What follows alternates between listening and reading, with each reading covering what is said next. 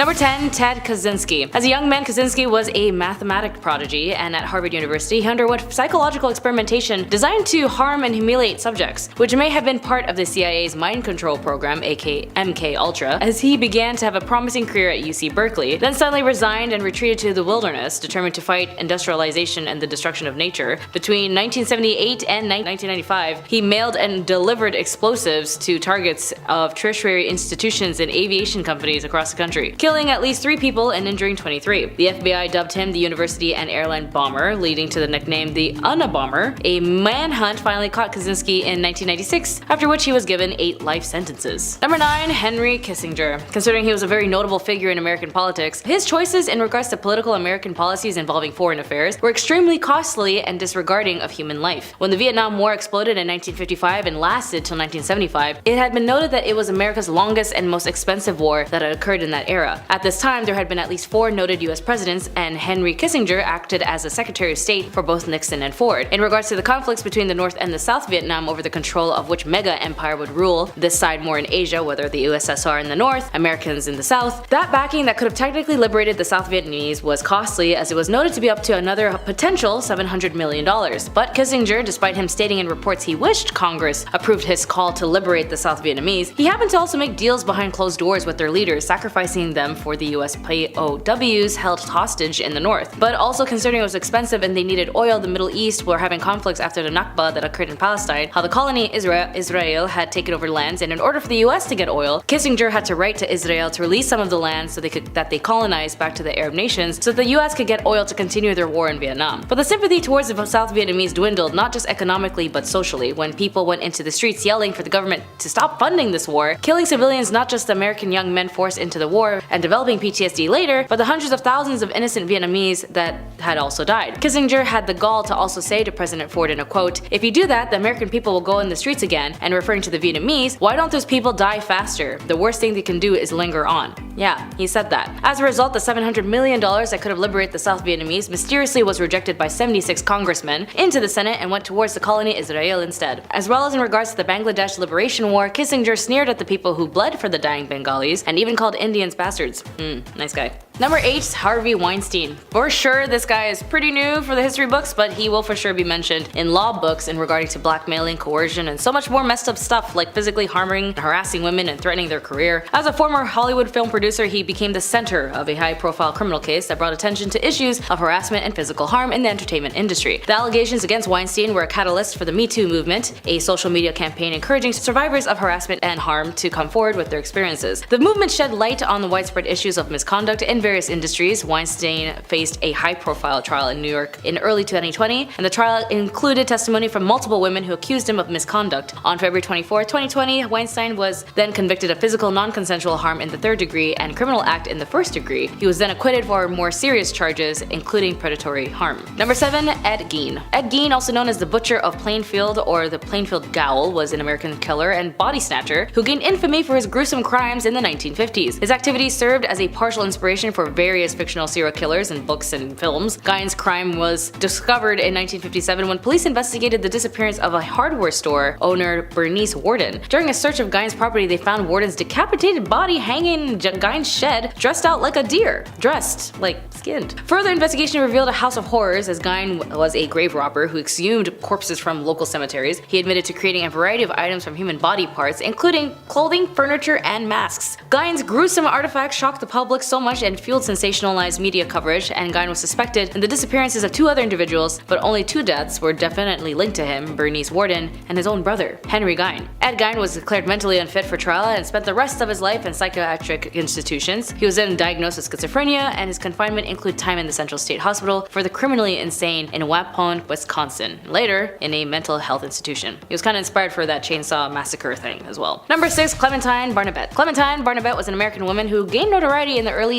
20th century for alleged involvement in a series of deaths in Louisiana. Barnabet claimed to be a member of a religious cult led by her father, Raymond Barnabet, and she asserted that the cult believed in cleansing the world by killing those that seemed sinful. Between 1911 and 1912, a series of brutal axe deaths occurred in Texas and Louisiana, and Barnabet confessed to being involved in some of these killings. In 1912, Clementine was arrested along with her father, two brothers, and the connections of these deaths. She confessed to her involvement in the crimes, claiming that she and her family were carrying out God's works, killing sinners. It was a job. Bernabet's confession came under scrutiny, as some believed it might have been coerced or influenced by her father, but there were also doubts about the accuracy of her statements. And regarding the number of victims and her role in the killings, Clementine Barnabet then went to trial for her alleged involvement in the crime. In 1913, she was found guilty and sentenced to prison, and her father and brothers were also convicted, but more of a lengthy sentence. Clementine Barnabet spent the rest of her life in prison and was never released, thankfully. And the circumstance surrounding the crime remains a controversial and still unsolved or unresolved. Number 5. Jeffrey Epstein. I know a lot of folks know this man as a greedy, nasty, rich jerk who lived in a vile organization, allowing other rich, nasty folk to take advantage of the young and vulnerable. But as the ringleader of a trafficking and harming of young women everywhere, apparently in 2008, Epstein pleaded guilty to state charges in Florida for soliciting and procuring a person under 18 for adult work, meaning under 18, young adolescents, like the age of 12 or 14. He then reached a plea deal that allowed him to avoid federal charges and served only 13 months in jail. This lenient deal, orchestrated by the then U.S. Attorney Alexander Acosta, later then became a subject of public scrutiny, which as it should, considering why is the U.S. so lenient on crimes on young people, like people that the law should protect. And then finally, 10 years later, after who knows how much more damage and crime he's committed, in July 2019, federal prosecutors in New York arrested Epstein on trafficking charges. They accused him of exploiting and abusing dozens of underage girls, and the arrest following the unsealing of a new indictment, but by then 2020, somehow he died in his cell. Some say he took his own life, and others, well, when it comes to controversy, that they didn't want him to talk. After all, the nature of his relationships and the extent of his activities fueled public outrage. He wasn't alone in this, after all, he needed someone else to lure these young underage individuals, so Ghislaine Maxwell, you know her, was also charged and arrested. Investigations into Epstein's activities and the circumstances surrounding the 2008 plea deal continued. Legal actions against his estate and those connected to him remain ongoing, reflecting the broader effort to seek justice for their victims. Number 4. Joseph James DeLangelo. Joseph James DeLangelo, also known as the Golden State Killer, is an American serial killer and caused this YouTube, because I gotta be very discreet, physically violated people, if you know what I mean, who terrorized California in the 1970s and 1980s. DeLangelo's crime was initially attributed to several monkeers, including East Area Harmer and original Night Stalker, unlike Richard Ramirez, another serial killer and vile man. His crime initially began in the Sacramento area before spreading out to other parts of the state. DeLangelo's modus operandi included breaking into homes, often targeting couples. I guess he was just jealous. He would tie up and harm the victims, committing non-consensual harm and then theft. In later crimes, he escalated to killings, earning him the nickname the Golden State Killer. The case remained unsolved for decades, but advancement in DNA technology played a crucial role in solving it. In 2018, investigators used a public genealogy website to identify distant relatives of the suspect and eventually led them to Joseph James DeLangelo. DeLangelo was arrested on April 24, 2018 at his home in Citrus Heights, California, and he was identified through DNA evidence and genealogical research. At the time of his arrest, DeLangelo was also, get this, a former police officer, which added to an extra layer of shock to the case. In August 2020, DeLangelo was sentenced to life in prison without the possibility of parole, and the sentence marking the conclusion of one of the most notorious unsolved criminal cases in US history. Number 3. Nathan Bedford Forrest. What a name. There's so many interesting names on this list. Nathan Bedford Forrest was a prominent Confederate general during the American Civil War. Unsurprisingly, given his culpability in the Fort Pillow Massacre in April 1864 and the formation of the Triple Ks, Forrest and his image may have come under attack by many sectors, especially from African Americans. The Triple Ks embarked upon a campaign of intimidation and violence against Southern blacks and Republicans until Forrest ordered the organization disbanded in 1869. Nevertheless, the local chapters of the Triple Ks continued to be active, and Forrest was ordered to appear before a congressional hearing in 1871, and his sometimes contradictory testimony, he denied he ever had membership in this organization. Yeah, he's the one who had the receipt. A combination of age, exhaustion, and conversion to Christianity may have caused the Forrest's fiery temper and racial attitudes to his moderate and later years.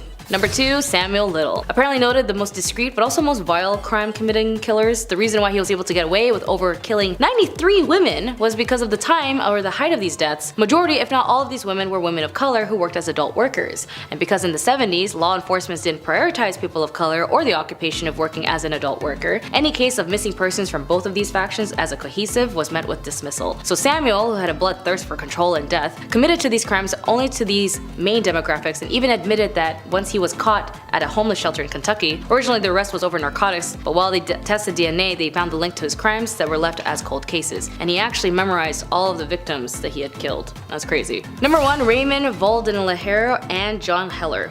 These men are hella messed up, and I'm not surprised, but it's also known that, yeah, that's pretty much why these guys are on this list. Specifically Raymond, he was a doctor who ran a research study to learn about the effects of syphilis on 400 African American men, also supposedly also 600 African men, around that range. The study began in 1932, and in the 1940s the cure of syphilis was discovered in penicillin. As a result, during the experimentation, the doctors didn't tell the patients they had syphilis and didn't even give them a cure. Even some of the subjects who have heard about penicillin, so the doctors gave them sugar pills and said that they were cured when they weren't. They even prevented 50s era public health campaigns to cure syphilis from operating in their area, and they told patients that the painful spinal taps and other procedures were free treatments. They did not allow patients to see any other doctors just in case those other doctors would cure them and mess up their so-called research. Many of the patients were drafted for World War II, and the military wanted to cure their syphilis and recruit them, which the researchers fought as best as they were able to, and the study finally ended in 1972. By that time, 128 of the men have died from syphilis, and the rest have been treated by military while they were drafted. Many of the children were born with syphilis-related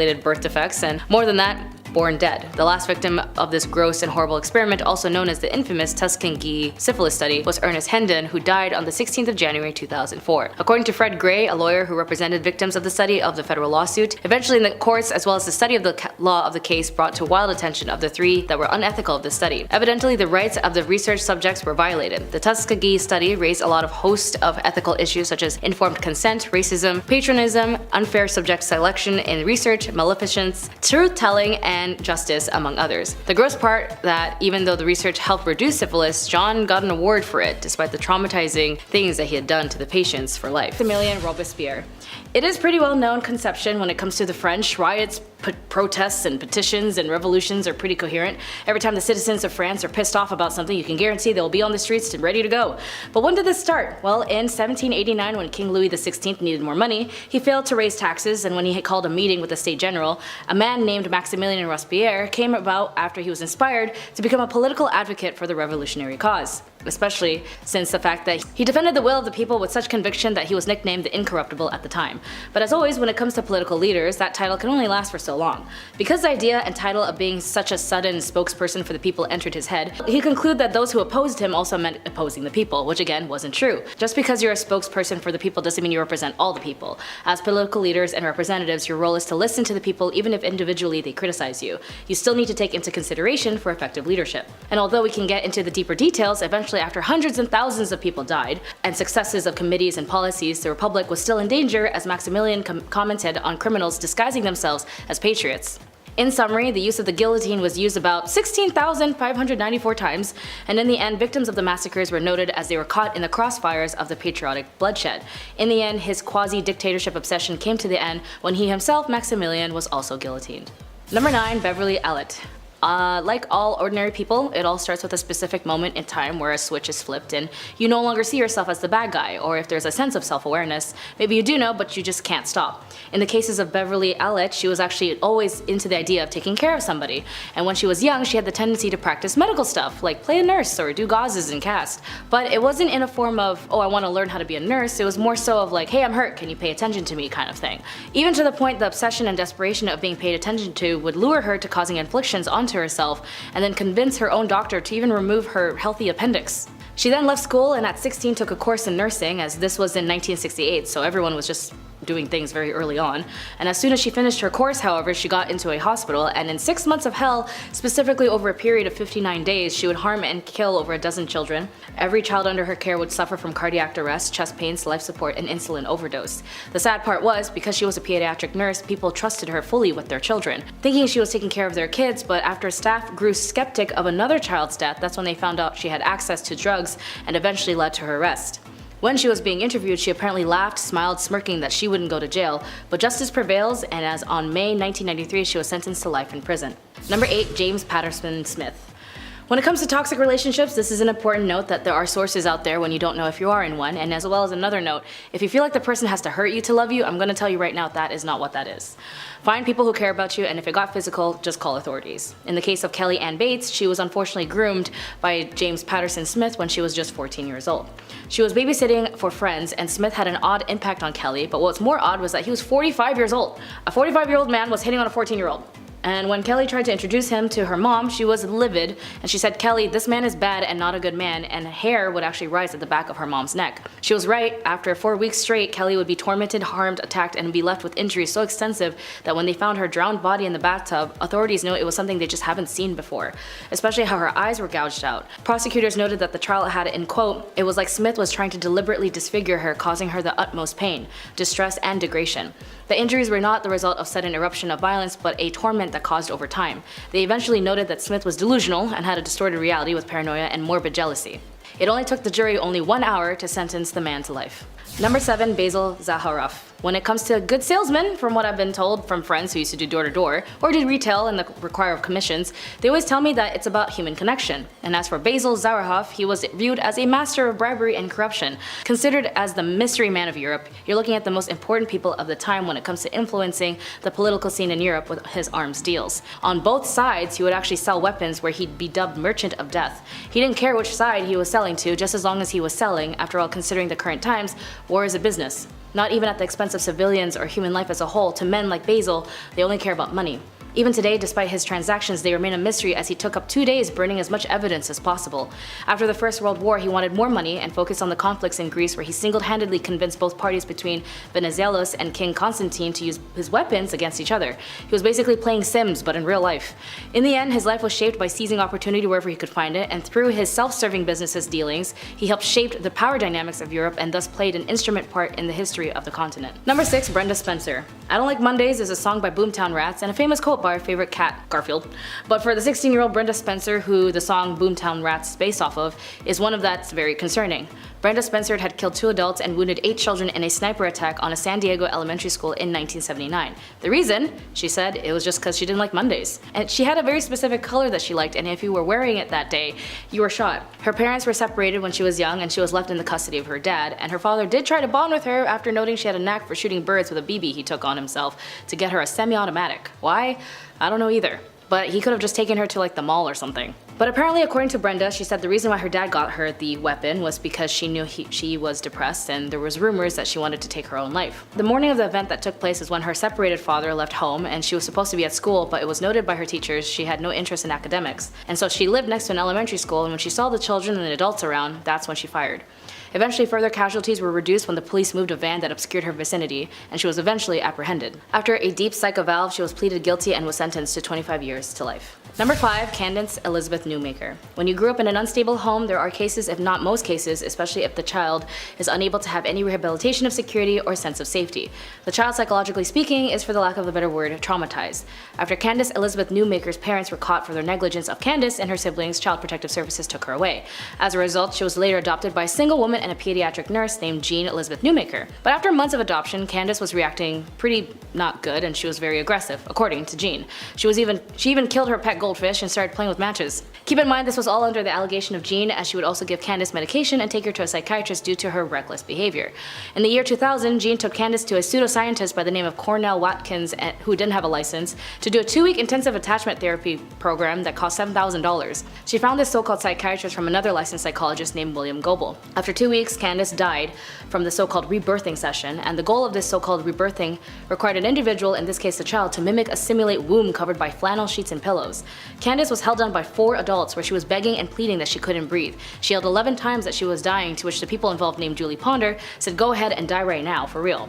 After 20 minutes, Candace threw up, excreted inside the sheet, and despite, they still restrained her. 40 minutes after, they asked her if she wanted to be reborn, and she responded no. They yelled at her that she was a quitter, and at the end of the session she realized that she was motionless, her fingertips were blue, and Jean, who was watching the session from another room, took notice and tried to do CPR. They called 911, and when they were able to get a pulse, but eventually Candace died from being brain dead from asphyxia. Considering this was all videotaped, these so-called therapists were sentenced to prison sentences, convicted of reckless child harm. And after that, the US House of Rep passed Candace law in Colorado and North Carolina, preventing reenactments of the so-called birth experience. Number 4, Delphine Lori. Delphine Lori was also known as Madame Lori, who was a New Orleans socialite of French Creole descent who lived in the 19th century. She is infamous for her association for one of the most notorious instances of cruel and harm in American history. So reports suggest that slaves who were owned by Delphine were found in a state of extreme physical harm and torment, as reportedly chained to walls. Others were confined in small cages, and others showed signs of severe mutilation.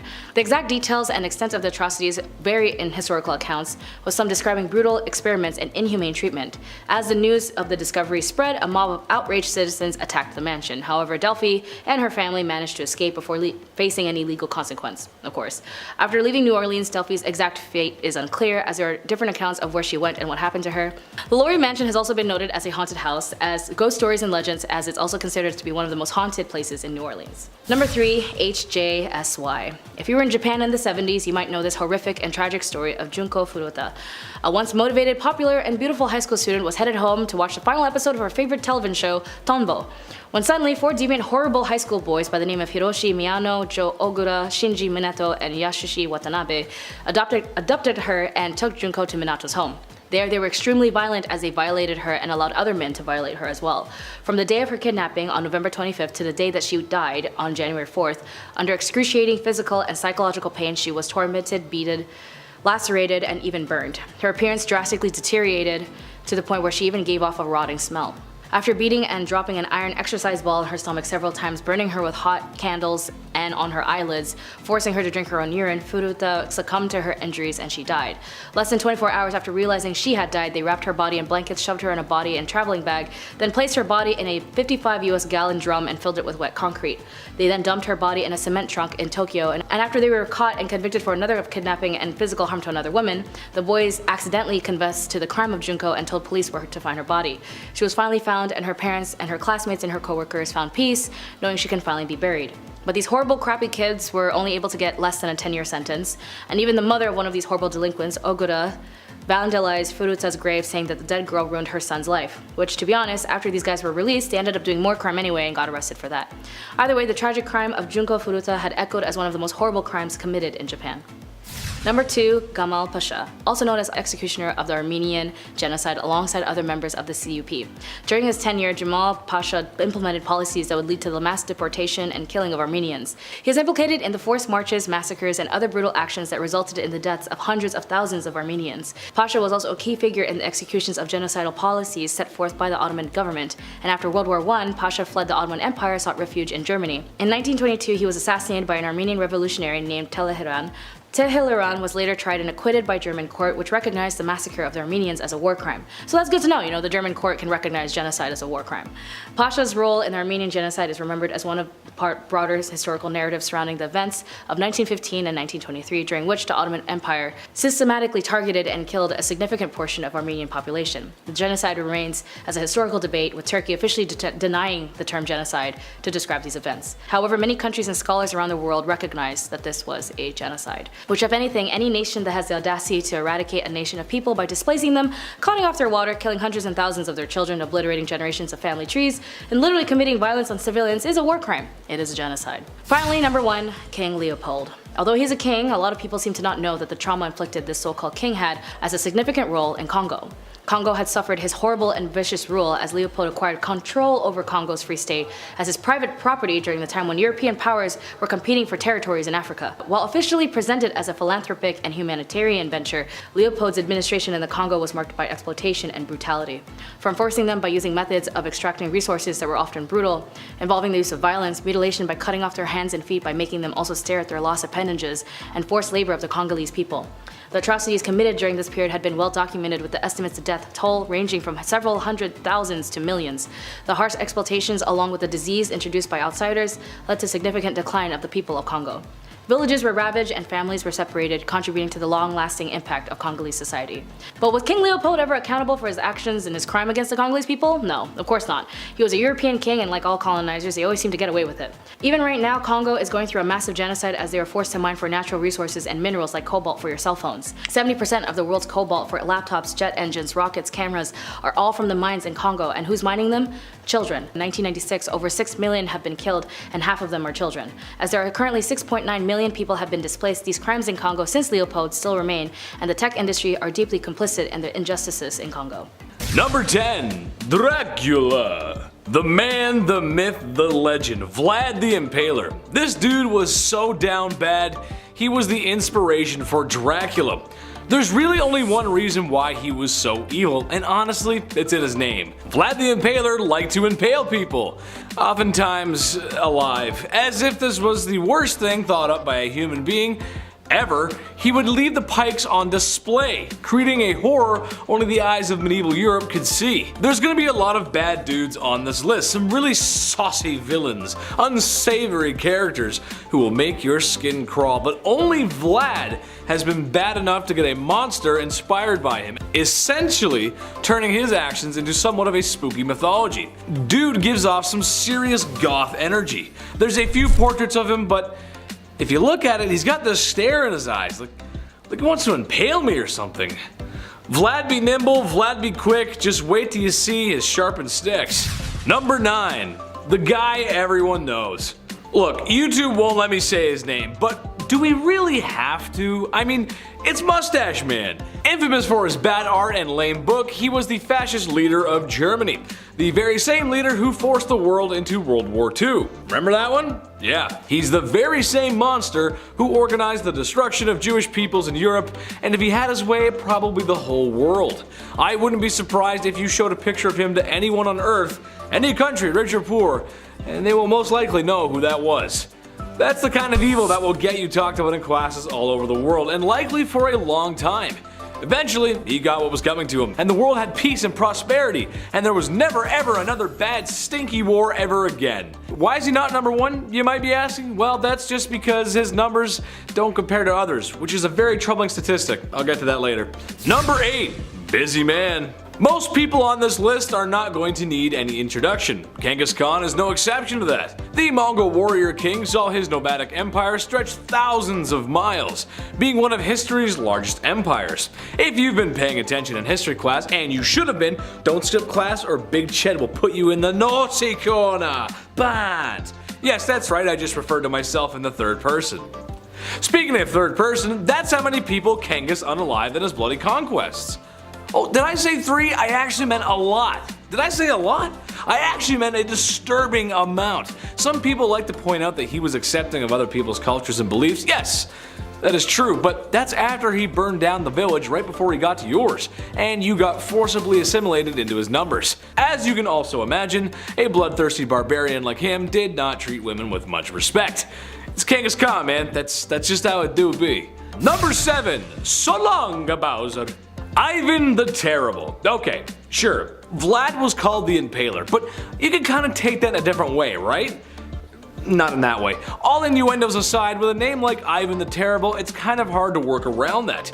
Even as a child, Ivan was showing traits of an evil dictator, or supervillain really, as it's said that he would throw animals off of tall roofs in the same way that Mario throws Bowser off of platforms. Becoming the first Tsar of Russia and probably its worst, he's responsible for many horrors and crimes, but the most infamous being his responsibility for his own son's demise.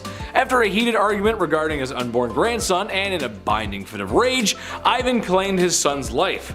Sure, dads get angry when sons don't help mow the lawns or help take out the trash, but that's going a little far. One minute you're having a fight with your dad, and the next minute you're being carried out by Ghanaian pallbearers. You know, the dancing guys, the memes, the casket, you know? Yeah, it's a joke.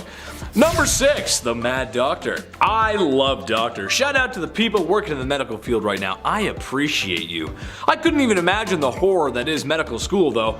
We all know my track record for reading, and hours upon hours of studying would just be bad for my health. I gotta squeeze more video game time in there, it's just how I work, man.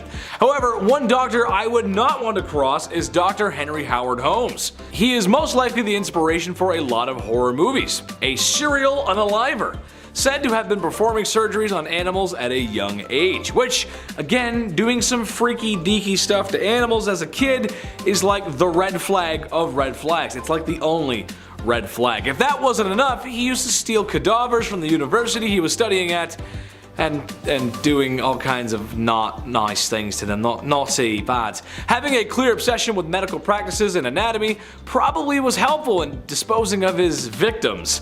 And like something from Tales of the Crypt Keeper, that's exactly what he did. He constructed a large house, or building really, with trap doors, secret tunnels, and and a lot of rooms. A basement where he could dispose of his victims.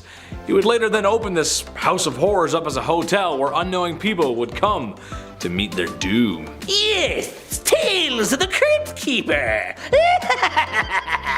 Come check in to the Hotel of Doom. Number 5. Bad Comrade. Stosif Jalin was the leader of the Soviet Union for probably too long. A man who worked his way up the political chain until General Secretary meant leader, which, if you look it up, it's kind of crazy. That itself is a crazy story. He's responsible for a great loss of life. It is estimated in the range of 40 million people. Ooh, yikes. Most spooky evil dudes usually go after an enemy, to someone they consider to not be part of them. He did do this, but a lot of his own people sadly met their ends from the Red Menace too.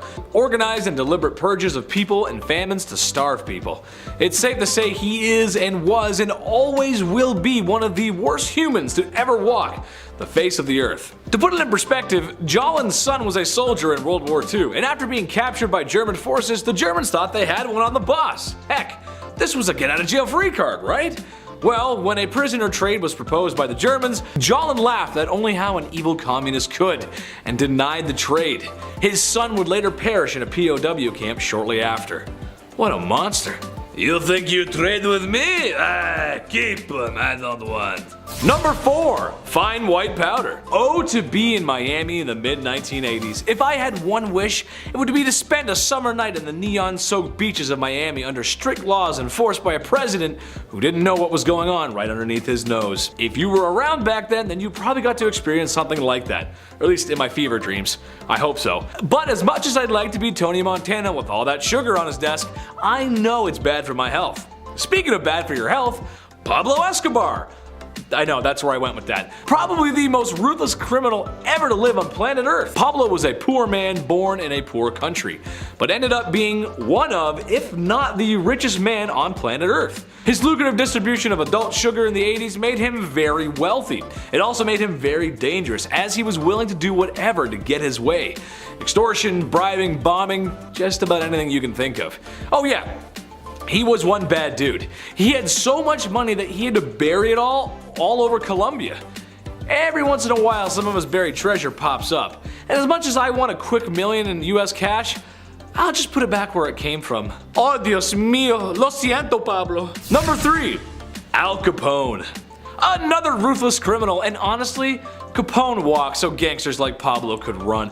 Part of the ruthless Italian mafia that was the outfit, Capone worked his way through the ranks during 1920s Prohibition America, earning millions in his time where really just $100 could stretch a long way. Capone is noted for his violent behavior throughout his life and the many accidents he caused directly or indirectly. Prohibition and the Depression were hard times for a lot of folks in America. However, the media and the people of Chicago at first always wanted to see what the lavish gangster was up to, as his criminal life became somewhat publicized.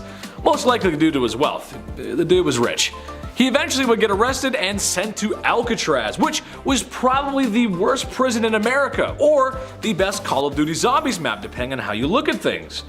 I look at things through a Call of Duty way, so Number 2, Gabriele Prip. That might not be a name that you're familiar with, but it was the man who unalived Franz Ferdinand, which started World War I, which caused World War II, which caused the Cold War, which caused the collapse of Soviet Russia, and it's why you live in a post-war globalist world with markets developing rapidly in the cyber world. Except maybe the whole thing in Ukraine, watch out for that. Kinda crazy to think how all that could come from one wrong turn and a guy seizing an opportunity. But this also means he's kind of responsible, in a way, for all the bad stuff that happened in those times as well. So maybe don't seize the day, I'm not sure. Just don't be ruthless criminals, guys. Watch our videos instead. Although I could blame him for failing my math test in high school. Yeah, we'll go with that. Number 1, Mao Zedong. I'd like to come out here and tell you all about the chairman of China, but that simply is just too hot for TV, and if it's too hot for TV, it's too hot for YouTube. Basically, he was the dictator of communist China and is responsible for many lives lost. It's estimated to be somewhere in the range of 60 to 80 million people. Whoa! Dude was down bad, the definition of down bad, and although many were told to adore him, there's still a great many people who remember the terrible things he's done. From Beijing to Hong Kong, there's not a person around who doesn't know who he is. Number 10. Julia Tofana. In the 1600s, women who were left under the control of malignant husbands who would physically harm and control them was a rather common issue, and the general rule was that unless your spouse passed away, that was the only time a woman could be granted her freedom. The active contents inside the vial with the artwork of St. Nicholas were unknown, but mostly it was filled with arsenic, lead, and possibly belladonna. It was colorless, tasteless, and therefore easy to mix with many other substances like wine or water. It was called by the name Aqua Tofana, and it was named after the suspected Julia Tofana, as she was the main distributor and ringleader of this secret sauce. The actual creator might have actually been another woman who was caught later on. The poisoning of Aqua Tofana would go unnoticed, as its symptoms would mimic other illnesses that were prominent at the time. First dosage would mimic a cold, the third dosage digestive issues, and the fourth was death. It was so effective and helpful that when the poison was used in a slow active state, it would give the victims the assumption that they were dying and would write a will and repent. And if the provider of the poison changed their mind, the antidote was simply lemon juice and vinegar. Although the invention of this poison substance was eventually discontinued as so many had been caught with the subject, it lasted for the length that it did due to the assumption that it was a cosmetic, when really it was for women of this time a vial of liberation and freedom. Number 9. Vladimir Demov. A very famous Soviet scientist by the name of Vladimir Demov was known for his innovation, organ transplants, which had saved many lives in the medical world by extending life from near-death events. However, how he came to this is just as disturbing and concerning as it was revolutionary and innovative, and he would transplant a number of vital organs between dogs. But then he decided to experiment even further by sewing together a two-headed dog. He and his assistants would attempt to operate not just a few times, but over 24 times to create a functioning two-headed dog, and it was at the 24th time it was widely publicized. It was even featured on Life magazine, and unsurprisingly was considered a very dark, horrifying creation that had been beheld. He sewed together the head of a neck of a small dog named Shavka onto the neck of a large stray German shepherd named Brodyaga. The mad scientist created an unnatural creation at a disturbing cost. For the surgery itself, Demov amputated Shavka the lower body below the forelegs, keeping her heart and lungs connected until just before the transplant. Then he attached Shavka to the upper body of a corresponding incision of Brodyaga's neck. The operation lasted 3.5 hours, although both could function, and here Shavka ended up dying as she was not attached to Brodyaga's stomach, so whatever she ate fell out. And tragically, the two animals died 4 days later due to the damage of a crucial vein. The previous pair of dogs lasted for a month before they too died in a fatal end,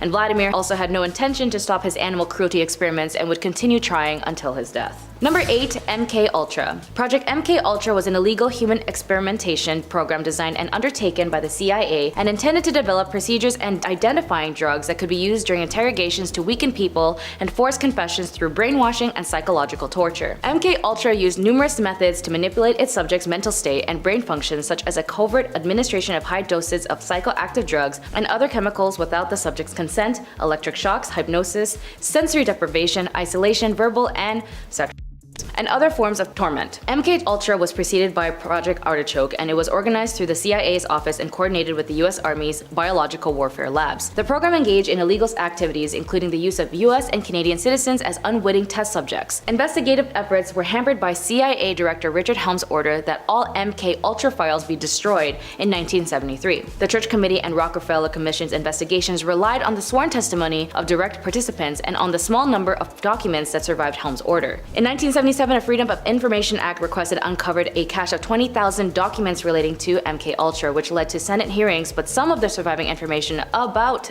MK Ultra was declassified in 2001.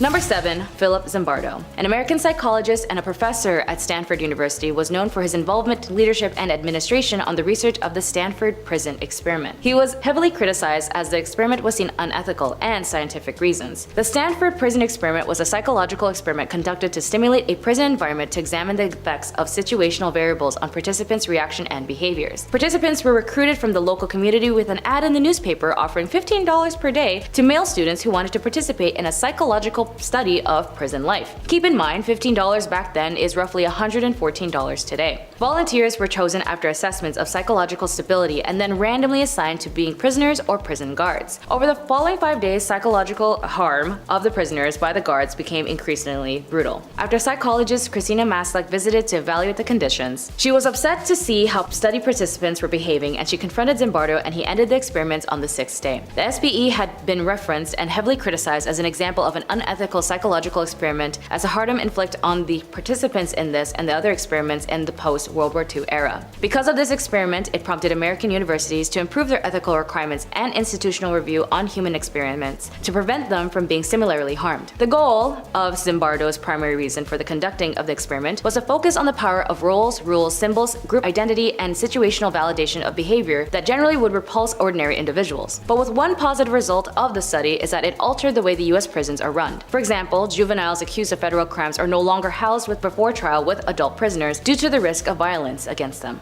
Number 6. Phalaris and Perilios of Athens. Throughout history, humans in general have created an enclave of many extraordinary things, and as civilizations go, for some reason in our distant past, they had an obsession of creating agonizing means and the inflictions of others. Perilios of Athens had created something that at first glance may seem like a work of art, but its uses had been a thing of torment: the Brazen Bull. The beautiful bronze statue casted in ancient Greece was invented between 570 and 554 BC. The statue was actually commissioned by the reign of Phalaris, an evil tyrant in Sicily. So many would think that he's actually the real inventor, or more or less had the idea. This tyrant was also known for eating new as his new cruel torment device, and the bull was cast hollow and was used as a fire would be built below, and its design was that it would be opened and a person would be forced inside. The fire would start underneath the person and it would burn as the smoke and steam would escape from the bull's nose. Incense was placed inside to counteract the smell of burnt flesh, and it is said that it was a series of tubes built inside the statue to design to distort the screams of the victim and make them sound like an animal. Phalaris was a piece of work as he wanted to test the sound system of the bull, that he even pushed Perilios, the man who created the bull for him, into the belly and lit a fire under him. And then he later released him before he pushed him off a cliff. But by sheer karma, Phalaris died in a bull himself as the city was taken over by Telemachus in 554 BC.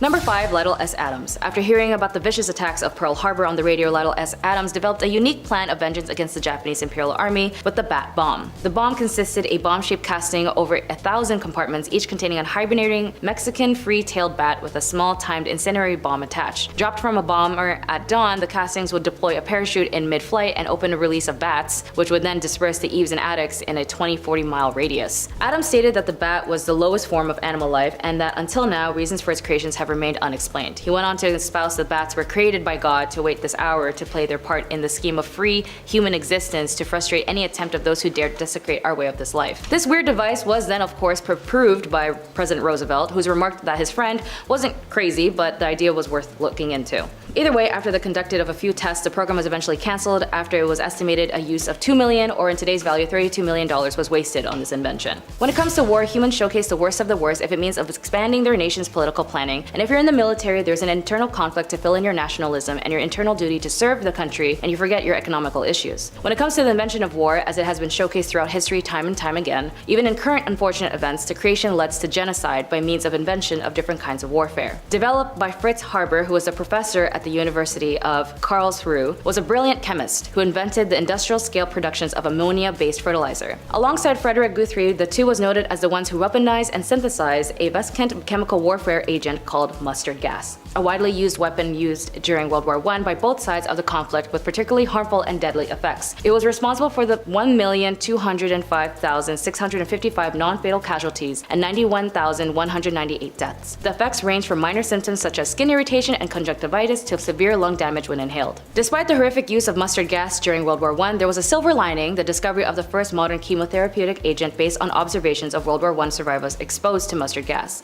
The studies eventually launched an era of cancer chemotherapy research. Number 3. Oliver Winchester. An American businessman and politician named Oliver Winchester was best known for his founding, manufacturing, the marketing of the Winchester Repeating Arms Company, aka the Winchester rifle. The first official Winchester rifle was a model in 1866. Repeating rifles was not widely used until after the war, when they became increasingly popular with the civilians. Military authorities concentrated primarily on perfecting breech-loading single-shot rifles for many more years. His ownership was then passed to his son, who died of TB, and his wife Sarah Winchester ended up moving to California with inheritance as she began to make the famed named Winchester House, a haunted mystery house due to her fear of spirits being murdered by the rifle. Number 2. Dow and Company. Originally developed to simply enhance the growth of soybeans, Agent Orange was weaponized and used extensively during the Vietnam War. During the war, Dow, Monsanto, and other companies were compelled by the US government to produce Agent Orange under the US Defense Production Act of 1950. Used in large quantities, it was a powerful herbicide used by the United States to deforest the jungles and destroy Viet Cong and North Vietnamese army crops. The United States military sprayed upon up to 20 million gallons of herbicides over Laos, Vietnam, and Cambodia from 1961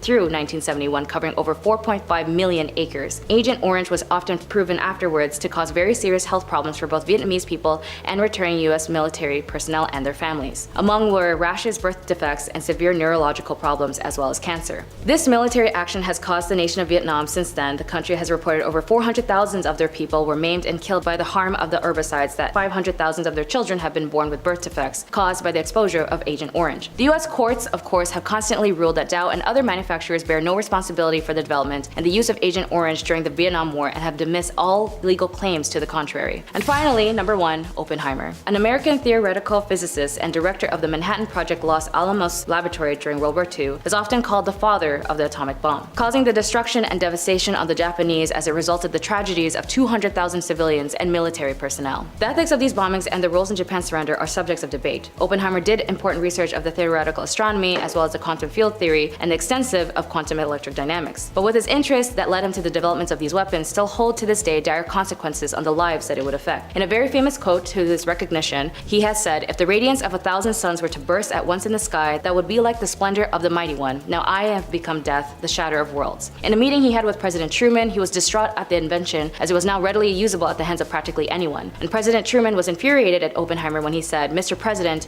I feel I have blood on my hands," responding that he, Truman, bore sole responsibility for the decision on the atomic bomb against the Japanese, which later Truman said, "I don't want to see that son of a bee in this office ever again." The Treaty of the Non-Proliferation of Nuclear Weapons aimed to reduce the spread of nuclear weapons, but its effectiveness has been questioned. Modernization of weapons continue to this day. Bombs alike have been proved with its massive casualties and results to devastation, eradication, genocide of innocent people, and the tragedy of wars it inhibits in our modern times. Number 10. Stubbins Firth. Stubbins Firth was a University of Pennsylvania researcher fixated on one particular scientific scheme, and a very dangerous one at that. As a trainee doctor, he became obsessed with the idea that yellow fever was non-contagious, to the extent that he went to great extremes trying to prove it. Armed only with a trusty blade and his incessant desire to find the truth, Firth sliced opened his arms and smeared vomit from yellow fever patients into his wounds. When that made no difference, he poured the vomit into his eyes, drank some of it, fried the stuff, and breathed in the fumes. And in a final act of madness, he covered himself with blood, urine, and saliva from infected patients. Ultimately, Firth proved this theory so far as he didn't get sick. However, we now know that this was as much down to him making samples from the late-stage patients who were past the point of contagion. In other words, Firth swallowed infected vomit but didn't shed much new light on the disease. So he did all that for nothing. Number 9. Jose Delgado. University of Madrid graduate Jose Delgado may have received a prestigious professorship at Yale University, but his research was on dealing with mind control. While at Yale in the 50s-60s, Delgado inserted electrode implants into the brains of primates and used a remote control that gave off radio frequencies to make the animals perform complicated movements. Later, he placed the implants into the brain of a bull and got into the ring with the beast using his transmitter to stop charging before it reached him. Aside the animal cruelty, he even tried these experiments on 25 people and wired them up. Behaviorally, it only induced the people's anger and impacted more towards their aggression, but he kept striving for a way to achieve mind control and even once said, "We must electronically control the brain, and someday armies and generals will be controlled by electric stimulation of the brain." I don't know, I guess it doesn't work. Number 8. Paracelsus. Switzerland Paracelsus' contributions to toxology were based heavily in astrology, and he is quite well known for offering the community a wide array of useful ideas and innovations. He was a pioneer in several aspects of the medical revolutions of the Renaissance, emphasizing the value of observation in combination with received wisdom. However, for all of his use, he also thought he might be able to create a homunculi, or small humans, who stood no more than a foot or so height and performed actions very similar to Gollum. Not Gollum from Lord of the Rings, but pretty close. He is said to have run away after turning on their master. The homunculus creation used bits of people using semen and hair. To him, the fully grown homunculi was supposedly greatly skilled in art and could create giants, dwarves, and other marvels. As though they are art, they are born, and therefore art is embodied and inborn in them, and they needed to learn it from, well, no one. Well, it didn't end up working because they ended up dying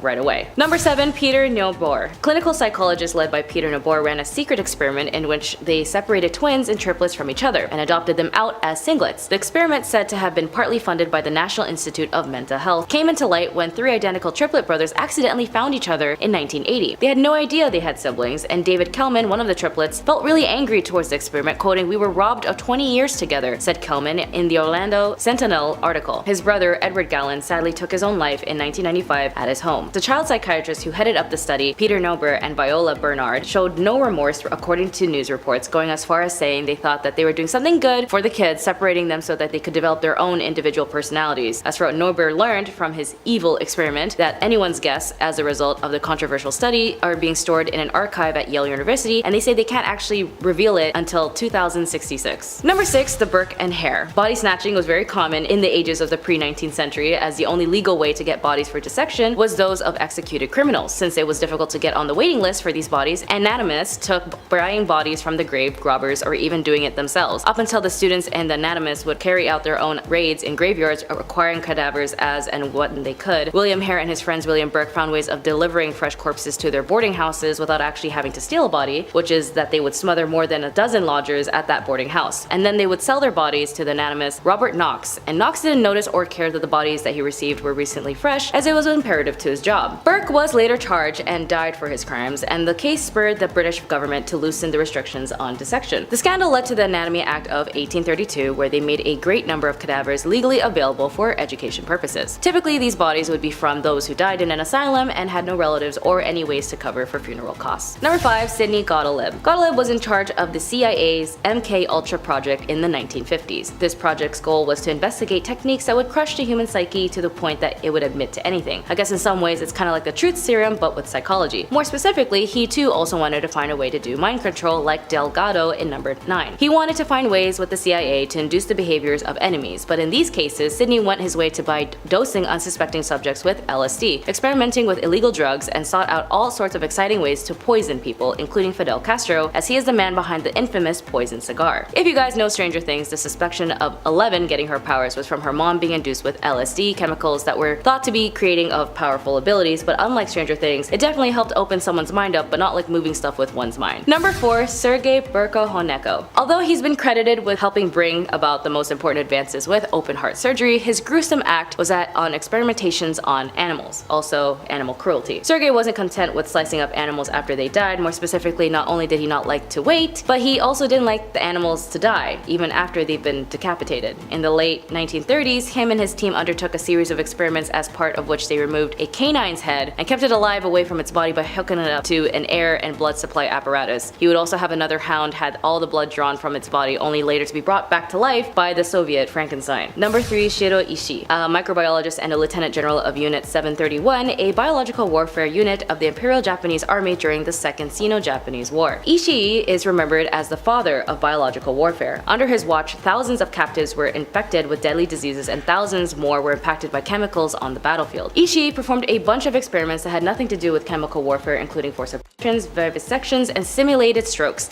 Humans were also used as a living test cases for grenades and flamethrowers, and prisoners were injected with inoculations of diseases disguised as vaccinations to study their effects. Because life is totally fair, Ishii was never charged with war crimes, and he died peacefully at his home in Japan in the late 60s. Number 2. Joseph Mengele. Mengele gained notoriety chiefly for being one of the SS physicians who supervised the selections of arriving transports of prisoners, determining who was to be killed and who was to become a forced laborer, and for performing human experiments on camp inmates, amongst whom Mengele was known as the Angel of Death. Mengele was just a stone-cold killer, as he performed experiments on 3,000 sets of twins, and less than 30 survived his depraved antics. His experiments included, but sadly were not limited to, dyeing children's eyes to be a specific color, since he has an obsession with monochromatic eyes, sewing twins together to make them conjoined, and giving them gangrene. In fact, many of his evil deeds weren't scientific at all. He was just masochistic. He was reportedly smiling every time he took part of his selection process of sending arrivals at camps on who were unfit for labor straight to the gas chambers. He died in 1976, and as he was never brought to justice for his crimes. Number 1. J. Marian Sims. Although he was known as the father of modern gynecology, Sims was gained much for his fame for doing experimental surgeries on slave women. Sims remained a controversial figure to this day because the condition he was treating the women, viscogenital fistula, caused terrible suffering. Women with fistulas, a tear between their private parts and their bladder, were incontinent and were often rejected by society. Sims performed the surgery without anesthesia, in part because anesthesia had only recently been discovered, and in part because Sims believed that operations were not not painful enough to justify the trouble, which is what he said, but still regardless, the cruelty he bestowed on these women were not at all consented and manipulated the social institutions on slavery to perform human experiments, which by any standards is unacceptable. Number 10. Elizabeth Bathory.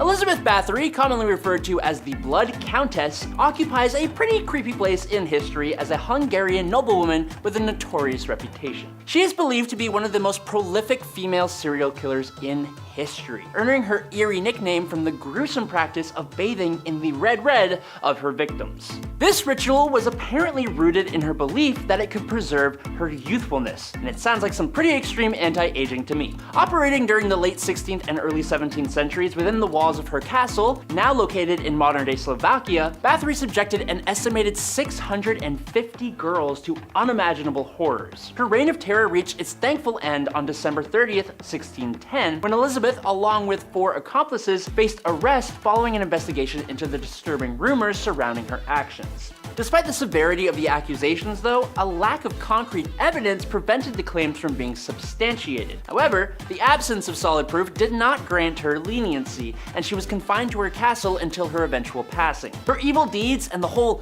blood-soaked castle deal make her a heavyweight in the true crime scene. It's a legitimate horror story with more questions than answers. Would probably make a great horror film, though. And in at number 9 today is Ma Barker. Ma Barker, a notorious figure in US criminal history, served as the leader of the feared Barker gang, which her sons were also a part of. Gaining the title of the FBI's public enemy #1, Barker orchestrated a series of robberies, murders, and kidnappings across the American Midwest in the early 1930s. Her life came to a pretty explosive end in 1935 during a prolonged standoff in her Florida hideout, setting a record as the longest standoff in FBI history. J. Edgar Hoover, the FBI's first director, once described her as the most vicious, dangerous, and resourceful criminal brain of the last decade. Hoover's description added to Ma Barker's mysterious reputation, solidifying her reputation as one of the most evil women of all time. Number 8. Belle Gunnis. Belle Gunnis holds the disturbing title of one of America's worst female serial killers. Even before considering her terrifying actions, she was already an imposing and physically intimidating woman, standing 6 feet tall and weighing over 200 pounds. It was alleged that she was responsible for the passing of her husbands, younglings, numerous suitors, boyfriends, and even her own daughters, Myrtle and Lucy. Belle's motive was pretty simple: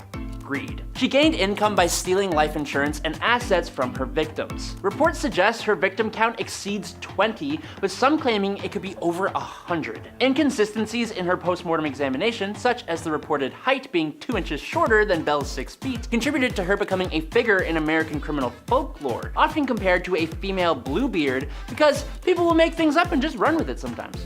Number 7. Grisela Blanco. Born in 1943, Grisela Blanco, known by her aliases of La Madrina or the Black Widow, emerged as a frightening figure in the criminal underworld. Hailing from Colombia, she etched her name in history as one of the most ruthless and feared queenpins ever known. Blanco's notoriety reached its peak as a key player in the notorious Medellin cartel, a criminal empire synonymous with violence and illicit trade. What sets Blanco apart is her unexpected role as a mentor to none other than Pablo Escobar. However, as fate would have it, their relationship eventually soured, paving the way for a rivalry that would echo through criminal history. Blanco's criminal empire revolved around the transportation of a certain illegal powdery substance from the fields of Colombia to the streets of the United States. This calculated operation, coupled with her alleged involvement in up to 200 people being ushered to the pearly gates, showcased Blanco's audacity and cunning in a male-dominated realm. Her ability to not only navigate but dominate such a perilous environment proved her prowess as a criminal mastermind. Following a stint behind bars, Blanco's life met a chilling end on September 3rd, 2012, when she was wiped out in a hail of lead, leaving a void in the criminal landscape she once ruled. I'm all for girl power, but let's just put that energy somewhere else, shall we? Cool. Number 6. Christiana Edmonds. Christiana Edmonds, also known as the Chocolate Cream Killer, was an English woman with a really disturbing hobby. She would purchase chocolates, lace them with strychnine, a powerful and toxic chemical, and then return them to the shop. Unexpecting customers who bought those chocolates would naturally fall ill. In 1871, a tragic incident occurred when a young person passed away after consuming one of the poisoned chocolates. Now, following this, Edmonds escalated her campaign by sending parcels of her dangerous chocolates to notable individuals. As the police began linking the fatal fatal and damaging outcomes to the chocolates, Edmonds attempted to deflect suspicion by sending parcels to herself in order to mislead the police. How intelligent. Once she was caught, Edmonds was initially sentenced to death, but her punishment was later changed to life imprisonment due to her mental illness. Number 5. Mary I of England. Born on February 18, 1516, Mary I held the throne as Queen of England and Ireland from July 1553 until her passing. As the only surviving child of the marriage between Henry VIII and his first wife, Catherine of Aragon, Mary I's reign is notable for her brutal persecution of Protestants, earning her infamous moniker Bloody Mary. Her attempt to forcefully return England to Catholicism resulted in the forced passing of numerous prominent Protestants, contributing to a climate of fear and leading around 800 Protestants to flee the country, unable to return until her passing. During her reign, Bloody Mary implemented the heresy laws, which resulted in the burning of over 300 Protestants accused of heresy. Despite the widespread violence, Mary I was never prosecuted for her actions. However, after her passing on November 17, 1558, the winds of change swept through England, ushering away from her staunch Catholic policies. The efforts to re-establish Catholicism were ultimately reversed, marking a turning point in the religious landscape of England. Mary I's reign, entwined with religious strife and political turmoil, remains a complex chapter in history where power, ideology, and the consequences of persecution shape the course of a nation. Number 4. Wu Zetian.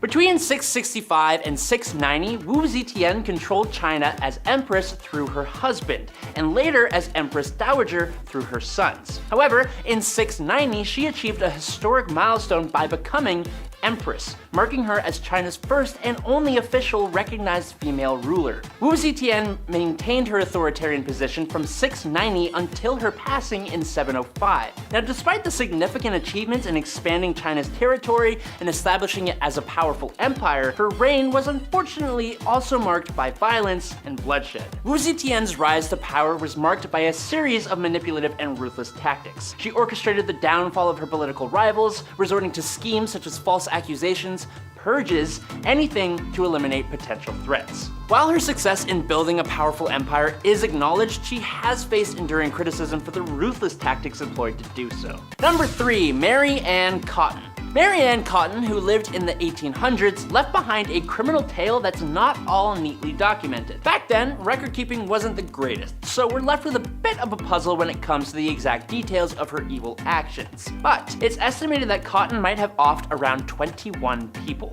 3 of them were unlucky husbands, and a whopping 11 were her very own family. She had this not-so-friendly habit of using arsenic to bring their lives to an end, and then cashing in on their life insurance policies. The party came to a screeching halt, however, when she attempted this method on her stepson, Charles Edward Cotton, leading to her capture and the grand finale, a date with the executioner. Now, here's where it gets interesting. They gave her a short rope instead of the customary long one. This meant that instead of physics causing her neck to snap, she instead suffered a long, slow, agonizing suffocation. Number 2. Mary Piercy. Mary Piercy, born in 1866, lived in Kentish Town, North London, with her lover, Charles Creighton. Feeling unsatisfied with life, at the age of 24, Mary sought more, leading her to become romantically involved with a man named Frank Hogg. However, it seems that Frank was also already spoken for, being already married to his pregnant wife, Phoebe. The dark events unfolded on October 24, 1890, when a policeman discovered the almost severed body of a woman in Crossfield Road, Hampstead, along with a blood-stained pram. Mary's association with the crime drew attention when she displayed hysterical behavior at the mortuary while viewing the body of the deceased woman, later identified as Phoebe Hanelo, Frank Hogg's wife. The next day, the lifeless body of Hogg's daughter was found near Finchley Road, a mile away. This time, the cause was suffocation. As the police became more and more aware of the affair between Frank and Mary, they searched Mary's house and found broken furniture and bloodstains. Mary, seemingly unfazed, played the piano and sang loudly during the search. The police ended up uncovering an axe, 2 knives, bloodstained clothing, and love letters between the illicit couple. Mary's attempts to explain the stains as a result of taking out mice was met with understandable skepticism. The police gathered evidence from neighbors who had witnessed Mary wheeling a pram away from the house on the evening of October 24th and heard screams from her residence. The disturbing truth emerged during the trial at the Old Bailey in December 1890. Mary's defense claimed insanity, but it proved unsuccessful, resulting in her sentencing to be sent to hell. On December 23rd, 1890, at Newgate Prison, Mary Piercy faced execution by hanging, orchestrated by James Barry, just over a decade after her father, Thomas Wheeler, met a similar fate for a similar crime. I guess it kind of runs in the family. Number 1. Delphine Lori. Delphine Lori was a prominent New Orleans socialite who lived during the early 19th century. She's infamously remembered for her role in one of the city's most gruesome and horrifying scandals. Born Mary Delphine McCarty in 1787, Lori married 3 times and became a central figure in New Orleans high society. However, her reputation took a pretty dark turn when her mistreatment of people that she kept forcibly endured came to light. Reports of extreme cruelty and sadistic practices circulated, revealing the disturbing treatment of servants within the Lori mansion. In 1834, a fire at the mansion exposed a hidden chamber where individuals were discovered in appalling conditions, subjected to unimaginable horrors. The shocking revelation sparked public outrage, and Delphine Lori fled the city, leaving behind a legacy of cruelty that continues to haunt the historical narrative of New Orleans. Number 10. Clara and Katerina Mororova. Clara was actually a very loving and acceptable mother to her 2 sons, Andrzej and Jacob, where they would take trips and summer camps, and she would play with her sons all the time. It wasn't until a new child entered their home by the name of Annika, and Clara and her sister Katerina were part of a cult named the Grail Movement. When Annika came into the picture, it was under the support of Katerina and Clara's sister, where she was told by Katerina that Annika was a 13-year-old who escaped from a trafficking gang that had physically harmed her. Annika was also apparently very sick and suffered many illnesses, which gained Clara's sympathy. Clara wanted to adopt Annika after bonding with her so quickly, and even had a mystery doctor tell her how to take care of Annika. This same doctor told Clara that her sons were a problem and needed to be cured from their evil spirits. It was then Clara would do an affluent amount of violating and harmful things to her biological sons, like shock therapy, making them eat their own flesh, dunk their heads in water, as well as invite others to her cult to do the same. Annika would also lie to make the aggression towards the boys even worse. It was until a man named Edward had a CCTV camera for his newborn baby when Clara was caught in the act. Clara and her sisters were caught, and it turns out Annika was actually a 33-year-old woman posing as a 13-year-old named Barbara, who had a disease that made her look younger than she actually was. She was eventually arrested as well, which, if you've seen the movie Orphan, it's actually based where this was from. Clara got 9 years in prison, and her sister got 10 years, since her sister Katerina actually knew who Barbara was the whole time. Number 9. Cordelia Botkins. However you were in your relationships or affairs, be aware of ex-lovers who might never want to let you go. Cordelia met her lover, a highly regarded reporter, John Preston Dunning, when he was bicycling in San Francisco. At that point, she was 41 years old, 9 years his senior, and although they were already married to their own partners, John was very smitten by Cordelia. John eventually was left by his wife, who discovered the infidelity, but for Cordelia, her husband was pretty cool with it. John also had issues with gambling debts, and he was let go from his job because he was a heavy drinker, so he had to move in with Botkins' hotel. Their affair lasted for about 3 years, but ended when John was rehired to cover the Spanish-American War. When he left San Fran, he told Cordelia, "Baby girl, I am not coming back," and he even reconciled with his wife because he was leaving for Cuba, where he helped survivors of the Spanish battleships during the Battle of Santiago de Cuba. Cordelia, however, didn't care for this and wanted him back, so she sent anonymous letters to his wife Elizabeth detailing her husband's affairs. Unfortunately, it got worse when Elizabeth opened a box of candies addressed to her and her sister with the words, "With love to yourself and baby, passionately and fond of candy." Elizabeth and her older sister died from arsenic poisoning, and their father was able to decipher their handwriting from the previous letters to Cordelia, and Cordelia went to life imprisonment. Number 8. Mary Sue Hubbard. It was always in the 1950s where a lot of crap happened that led us to the chaos we know today. And for Mary Sue Hubbard, she is also known as the wife of the founder of Church of Scientology, Ron Hubbard. She was sentenced in the federal court in the 1980s to 4 years in prison for her role in the conspiracy to plant church spies in government agencies, steal government documents, and bug at least one government meeting. She told U.S. District Judge Norma Holloway Johnson that she sincerely and publicly apologized for her actions. Johnson ordered Hubbard, who had been freed pending appeal for her 1979 conviction in the case, to turn herself into the federal officials in 3 weeks, to begin serving her sentence. Hubbard, who lived in Los Angeles at the time, was the last of 11 church leaders who were indicted in the conspiracy in August 1978 to go to prison. The indictments came after the FBI raided the church headquarters back then in Los Angeles in 1977, and the raids were said to be the largest ever conducted by the FBI at the time.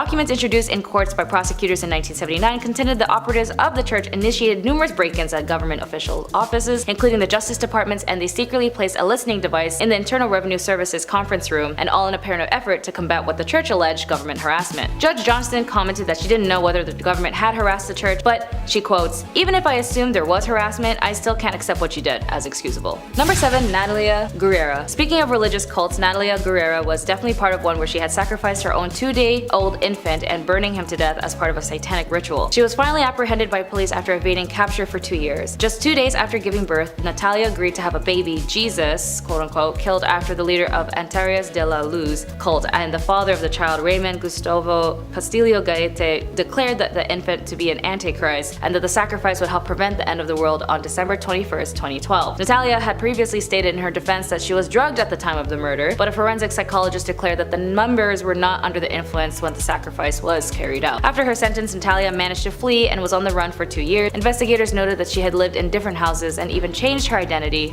in order to evade capture. The police also noted that after being apprehended, she did not show remorse and claimed that she was manipulated by the cult and was therefore innocent. Number 6. Eileen Wuornos. Eileen Wuornos was a convicted serial killer as she targeted only men as an adult worker. She had up to 7 victims and would target specifically motorists, men who would meet her on the road as she acted as a hitchhiker. She was incarcerated at the Florida Department of Corrections BCI death row for women, and she tried to appeal to the US Supreme Court, which was later denied. At that point, she dismissed her legal counsel and terminated all pending appeals. She then would go off to say, in quotes, "I killed those men, I robbed them as cold as ice, and I'd do it again. There is no chance in keeping me alive or anything because I'll kill again, and I hate crawling through my system. I am so sick of hearing this she's crazy stuff. I've been evaluated so many times. I'm competent, sane, and I'm trying to tell the truth. I'm the one who seriously hates human life and would kill again." After extreme mistreatment she suffered while imprisoned and the inhumane management given to her by the officers, in her final interview she expressed to the media in quote, "You sabotaged me, society, and the cops, and the system. An attacked woman got executed and was used for books and movies and so on. Her final on-camera words were, 'Thanks a lot, society, for railroading my ass.'" She was later executed by lethal injection. Number 5. Patricia Kernwinkel. As of 2022, Patricia Kernwinkel, now 74, was convicted of 7 counts of first degree in August 1969 for the Manson family attacks that left 7 people dead. She was also known as the Manson Girl when she was arrested in Mobile, Alabama. It was during the summer of 1969 where Charles Manson ordered his members to end the lives of 7 people in Los Angeles, including actress Sharon Tate. During the trial, Patricia's trial's attorney, Paul Fitzgerald, suggested that although her fingerprints were found inside the Tate home, she might have been an invited guest or friend. Seemingly unfazed by the possibility of a guilt verdict and a death sentence, Patricia reported spent much of the trial drawing doodles of devils and other satanic figures. All during the trial, she remained loyal to the Mansons and the family. Demonstrated of this unity included walking hand in hand with Atkins and Van Houten, singing songs written by Manson, as well as shaving their heads and carving a giant X on their foreheads. Number 4. Sarah Aldrete. Sarah Maria Aldrete Villarreal is a Mexican alleged serial killer who was convicted for supposedly heading a drug smuggling and human sacrifice cult with Adolfo Costanzo. The members of the cult, dubbed by the media the narco-satanist, called her the godmother, with Costanzo as the godfather. In 1989, the killings grew more frequent and gained attention when American tourist Mark J. Kilroy, a University of Texas student on spring break, was abducted. Costanzo's Aldrete and the rest of the cult went on the run when detectives discovered their shrine. They found human hair, brains, teeth, and skulls at the site. Eventually, the police found their hideout.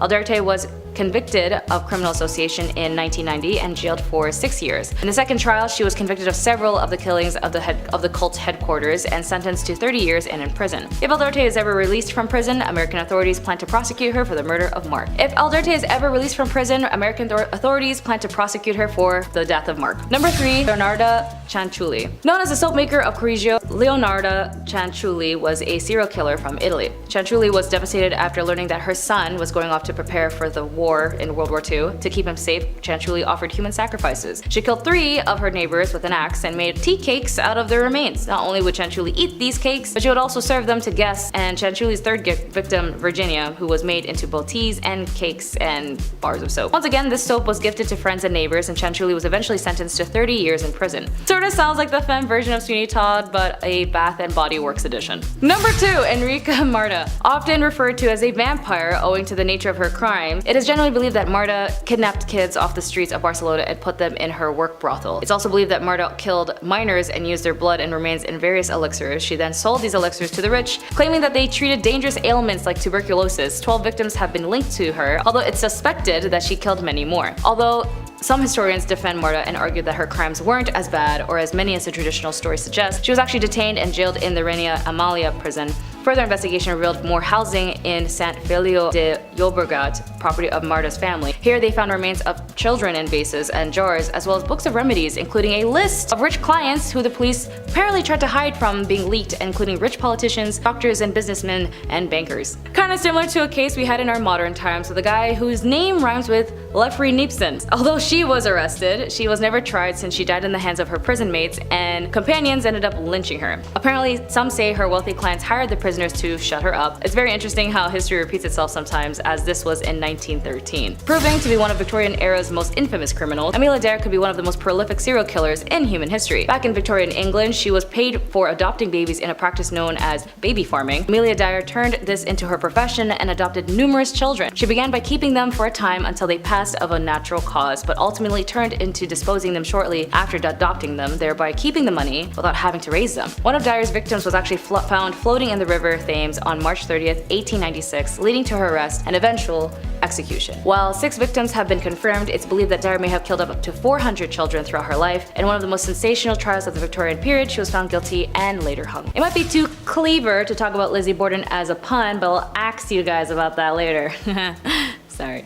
Anyways, Lizzie Borden was an American woman who was tried and then later acquitted for the axe murderers of her father and stepmother in Massachusetts. Lizzie was very religious and would go to church and do church activities, teaching Sunday school, etc., etc. 3 years later, after her mother passed away, her father remarried to Abby Gray. Lizzie didn't like Abby that much because she suspected Abby's goal was her father's money, and as tensions grew, even more when Andrew would gift real estate to his new family's wife and their stepmother received a house. The night before the murder, their uncle visited their father to discuss property transfer, which placed more tension.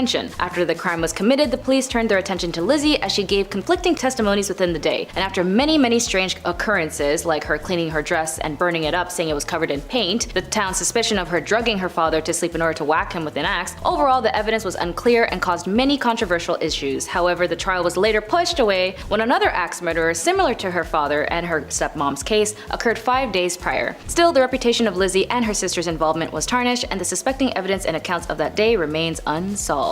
Number 9. Elsa Koch. Elsa Koch was a German war criminal who committed atrocities while her husband, Karl Otto Koch, was commanded at the Buchenwald in World War II. Because of the egregiousness of her alleged allegations, and her actions included that she had selected tattooed prisoners for death in order to fashionably create lampshades and other items from their skin. These are fake, by the way, they're not real. Her 1947 U.S. Military Commission Court trial at Dachau received worldwide media attention, as did the testimony of survivors who ascribed her sadistic and perverse acts of violence to Koch, giving rise to her image as her concentration camp murderesses. However, authoritative testimony from numerous witnesses at her post-war trials firmly established that she had made extensive use of slave labor at the camp, had assaulted inmates on several occasions, and had reported inmates to the camp SS for beatings. Beatings that resulted in death on at least one occasion. While imprisoned, she experienced delusions and had become convinced that the concentration camp survivors would abuse her in the cell. She then ended up taking her own life in jail while serving time. Number 8. Belle Gunnis. With an estimated 48 deaths at her hand, Belle Gunnis poisoned, bludgeoned, and decapitated her victims, all so that she could collect and line her pockets with savings and insurance policies. This lonely hearts killer was known as Lady Bluebeard, amongst other names, luring her victims with newspaper advertisements. Gunnis then began meeting wealthy men through a lovelorn column. Her suitors were her next victims, each of whom brought cash to her farm and then disappeared forever, including John Moo, Henry Galthart, Olaf, Oli B, Andrew, just to name a few. One of the victims' brothers came suspicious, and Gunnis's luck seems to be running out. Her farmhouse burnt to the ground, and the smoldering ruins workmen discovered 4 skeletons. 3 were identified as her foster young. However, the 4th, believed to be Gunnis, was unexpectedly missing as its skull. After the fire, her victims were unearthed from their shallow graves around the farm. All told, the remains of more than 40 men and minors were exhumed. However, Belle managed to skip out of town before being officially convicted and was never tracked down. Her death has never been confirmed. Number 7. Countess Elizabeth Bathory. I don't know if you've seen the tales of Snow White and how there was this once evil queen who yearned for eternal beauty, but like all fairy tales come from the stem of truth. Countess Elizabeth Bathory was a Hungarian noblewoman who was an alleged serial killer from the family Bathory, who owned a land in the Kingdom of Hungary. Bathory and 4 of her servants were accused of torturing and killing hundreds of young and old women between 1590 and 1610. During her arrest, it is commonly believed that Bathory was caught in the act of the torture, but the reality was that she was just having dinner. Most of the witnesses testified that she had heard the accusations from others, but did not actually see it themselves. The servants confessed under torture, which is not credible in contemporary proceedings. The accusations of the murder were based on rumors, and and as there is no documents to prove that anyone in the area complained about the Countess, in this time period, if someone was harmed or let's say someone stole something, a letter would be written out as a complaint. Several authors have argued that Elizabeth Bathory was a victim of conspiracy. Similar, during the Salem witch trials, many people insisted that they saw the accused witches of flying through the sky. Clearly neither thing happened and are possibly a form of mass delusion or self-interest lies. Historians are therefore extremely careful in how they treat eyewitness accounts of this sort, given the possibility for collective and self-reinforcing delusions. Number 6. Dorothea Helen Puente. Dorothea Helen Puente was an American convicted serial killer, and in the 1980s she ran a boarding house in Sacramento, California, and murdered various elderly and mentally disabled boarders before cashing their social security checks. She paid each of them monthly spendies, but then kept the remaining for what she claimed were expenses for the boarding house. Puente's boarding house was visited by several parole agents as a result of previous orders for her to stay away from the elderly people and not to handle government checks. Despite these frequent visits, she was never charged with anything. Neighbors began to grow suspicious of Puente when she stated that she adopted a homeless man named Chief to serve as a handyman. She had Chief dig the basement and remove soil and garbage from the property, and Chief then put in a newly concrete slab in the basement before he too mysteriously disappeared. In November 1988, another tenant in Puente's house, Alvaro Montoya, disappeared, and after he failed to show up for his meetings, his social worker reported him missing. Police arrived at Puente's boarding house and began to search the property. They discovered recently disturbed soil and were able to uncover 7 bodies in the yard. When the investigation began, Puente was not considered a suspect, and as soon as the police let her out of their sight, she basically fled to Los Angeles, where she visited a bar and began to talk to an elderly pensioner. The man recognized her from the news, and then he called the police, and she was charged with 9 counts of murder and was sentenced to 2 years of life. She died at the age of 82 and had always insisted all of her tenants died to natural death. Number 5. Giulia Tofana. Not your typical Chanel number 5, but this too was a femme fatale bottle used by so many women to do one major thing, to get rid of their husbands. By some definitions, Giulia was a girl's girl. After all, it was the 1600s, and women who had malignant husbands who would physically harm and control them was a rather common issue, and the general rule was that unless your spouse passed away, that was the only time a woman could be granted her freedom. In its creation was associated by none other than Giulia Tofana, who apparently was the ringleader of 6 poisoners in Rome. In order to avoid detection from authorities, they actually used the trade name after St. Nicholas and would sell the poison openly as a cosmetic. They even went ahead and used an image of St. Nicholas over the vials, and St. Nicholas and the vial of poison would be sold, affecting over 600 victims, mostly husbands. The active contents inside the vial was unknown, but it was filled with arsenic, lead, and possibly belladonna. It was colorless, tasteless, and therefore very easy to mix with other substances like wine or water. The poisoning would go unnoticed, and its symptoms would mimic other illnesses that was prominent at the time. First dosage would mimic a cold, the third would be digestive issues, and the fourth was death. It was so effective and helpful that when the poison was used to be in its slow active state, it would give the victims time to assume that they were dying and write a will. And if the provider of the poison changed their mind, an antidote was simply lemon juice and vinegar. Fun fact, Mozart at one point was poisoned using aqua tofana, but apparently he himself started this rumor. And if you knew anything about Mozart, he was the Bugs Bunny level type of troll. Number 4. Bonnie Nettles. As cult leaders go, most women of cult leaders were subject to follow their male counterparts. As for Bonnie Nettles, she was the co-founder and co-leader with Marshall Applewhite of the Heaven's Gate New Religious Movement. Although she was registered as a nurse and was married to a businessman named Joseph Nettles, she actually lived a relatively normal life. However, according to the New York Times, she began attempting to contact deceased spirits by conducting regular seances and came to believe that the 19th century monk named Brother Francis frequently spoke with her and gave her instructions. She also visited multiple fortune tellers who told her that she would soon meet a mysterious man who was tall with light hair and fair complexion, descriptions that were very close to Marshall Applewhite's appearance. It was unclear how they met, but after Nettles did an astrological reading for Applewhite, they had an instant spiritual connection. Nettles and Applewhite established Heaven's Gate together as equals, with Nettles running the group and Applewhite speaking for her. Nettles claimed to have communicated with aliens about the next level and told Applewhite to tell their followers. When Nettles died from cancer, the mass followers of Heaven's Gates would then follow through by cultivating to take their own lives in 1997. Number 3. Eileen Wuornos. On a bit recent note, you may or may not have heard in this case in the news, but Eileen Wuornos was a convicted serial killer as she targeted only men as an adult worker. She had up to 7 victims and would target specifically motorists, men who she would meet as a hitchhiker. Her story begins when her mother at the age of 14 married her father at the age of 19. After 2 months of having Eileen, her parents divorced and left her with her alcoholic grandparents who were also malicious in their care. Eileen would then do adult work as a minor once her grandfather kicked her out to live in the woods at the age of 15, and she tried to take her own life multiple multiple times, all failed attempts, and until she met the love of her life, Tyra Moore, in the late 80s is when she would continue a string of crime. While she was incarcerated at the Florida Department of Corrections BCI death row for women, she tried to appeal to the US Supreme Court, which was later denied, and at that point she dismissed her legal counsel and terminated all pending appeals. She would then go off and say, "I killed those men, I robbed them cold as ice, and I'd do it again too. There's no chance in keeping me alive or anything, because I'd kill again. I have hate crawling through my system. I'm so sick of this she's crazy stuff. I've been evaluated so many times. I'm competent, sane, and I'm trying to tell the truth. I'm one who seriously hates human life and would kill again." After extreme mistreatments she suffered while imprisoned and the inhumane management given to her by her officers, in her final interview she turned to the interviewer and said, and also paraphrasing due to censorship, "You sabotaged me, society, and the cops and the system. An attacked woman got executed and was used for books and movies and so on." Her final on-camera words were, "Thanks a lot, society, for railroading my ass." She was later executed by lethal injection. Number 2, Pearl Fernandez. Again, although this case is one of a very recent event, it still marks as a notable case in the issues that lie in the legal forms, and the protections of minors, and the lack of involvement of CPS. Pearl Fernandez, you may or may not know, was the mother of Gabriel Fernandez, who passed away in Pearl and her boyfriend Usaro's custody. According to The Atlantic, Pearl Fernandez and her boyfriend shot Gabriel with a BB gun, tortured him with pepper spray, beat him with a baseball bat, and forced him to eat cat feces. All injuries pointed to severe psychological and emotional distress endured over a long period of time. It was not one-time event that led to Gabriel's death, it was months of torture. A judge rejected her remorse, stating that Pearl's actions were horrendous and inhumane and nothing short of evil.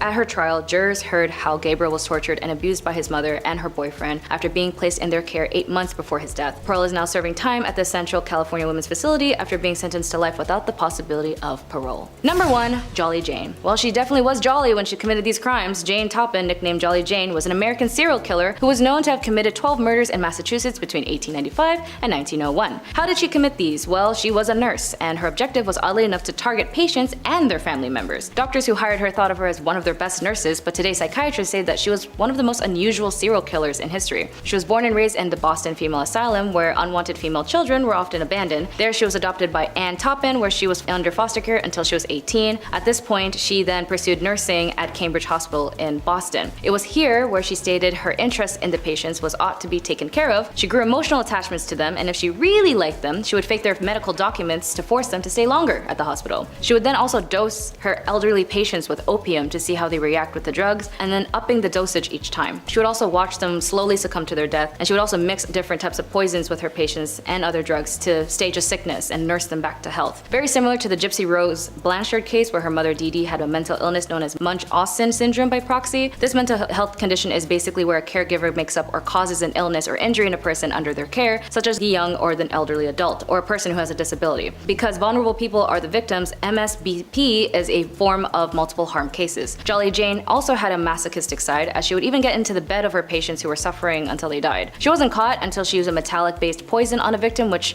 finally sparked an investigation. In a court 1902, Toppin was found guilty, and then she told her attorney that she actually killed more than 100 people and even got in beds with more of her victims. She was sentenced to stay at an asylum, stayed there until her death. Number 10, the Donovan family Ouija board. In the eerie case of the Donovan household, we witnessed the harrowing consequences of dabbling with the supernatural. Patty Donovan's innocent curiosity led her down a treacherous path when she engaged with, yep, a Ouija board, the thing I hate the most, believing she had found a friend and a spirit. As she grew emotionally dependent on this entity, the disturbing incidents began to unfold. The malevolent spirit, once her confidant, or boyfriend, turned into a malevolent force, turned into quite the force, wreaking havoc on her family. It targeted their vehicles, disassembling engines and puncturing tires, leaving them vulnerable and stranded. The spirit's actions escalated, with vandalism around their home and inexplicable damage to their property, even to the point of furniture levitating and rocks raining down on their house. It's kind of baffling that the family didn't connect the dots sooner, seeing as the signs of, chaos became increasingly apparent and obvious. Her dad, Ted Donovan's desperation led him to seek help from our favorite paranormal investigators, Ed and Lorraine Warren. Upon their arrival, they sensed a pervasive malevolence within the home, and the family's history with the Ouija board was finally revealed. The Warrens, realizing the gravity of the situation,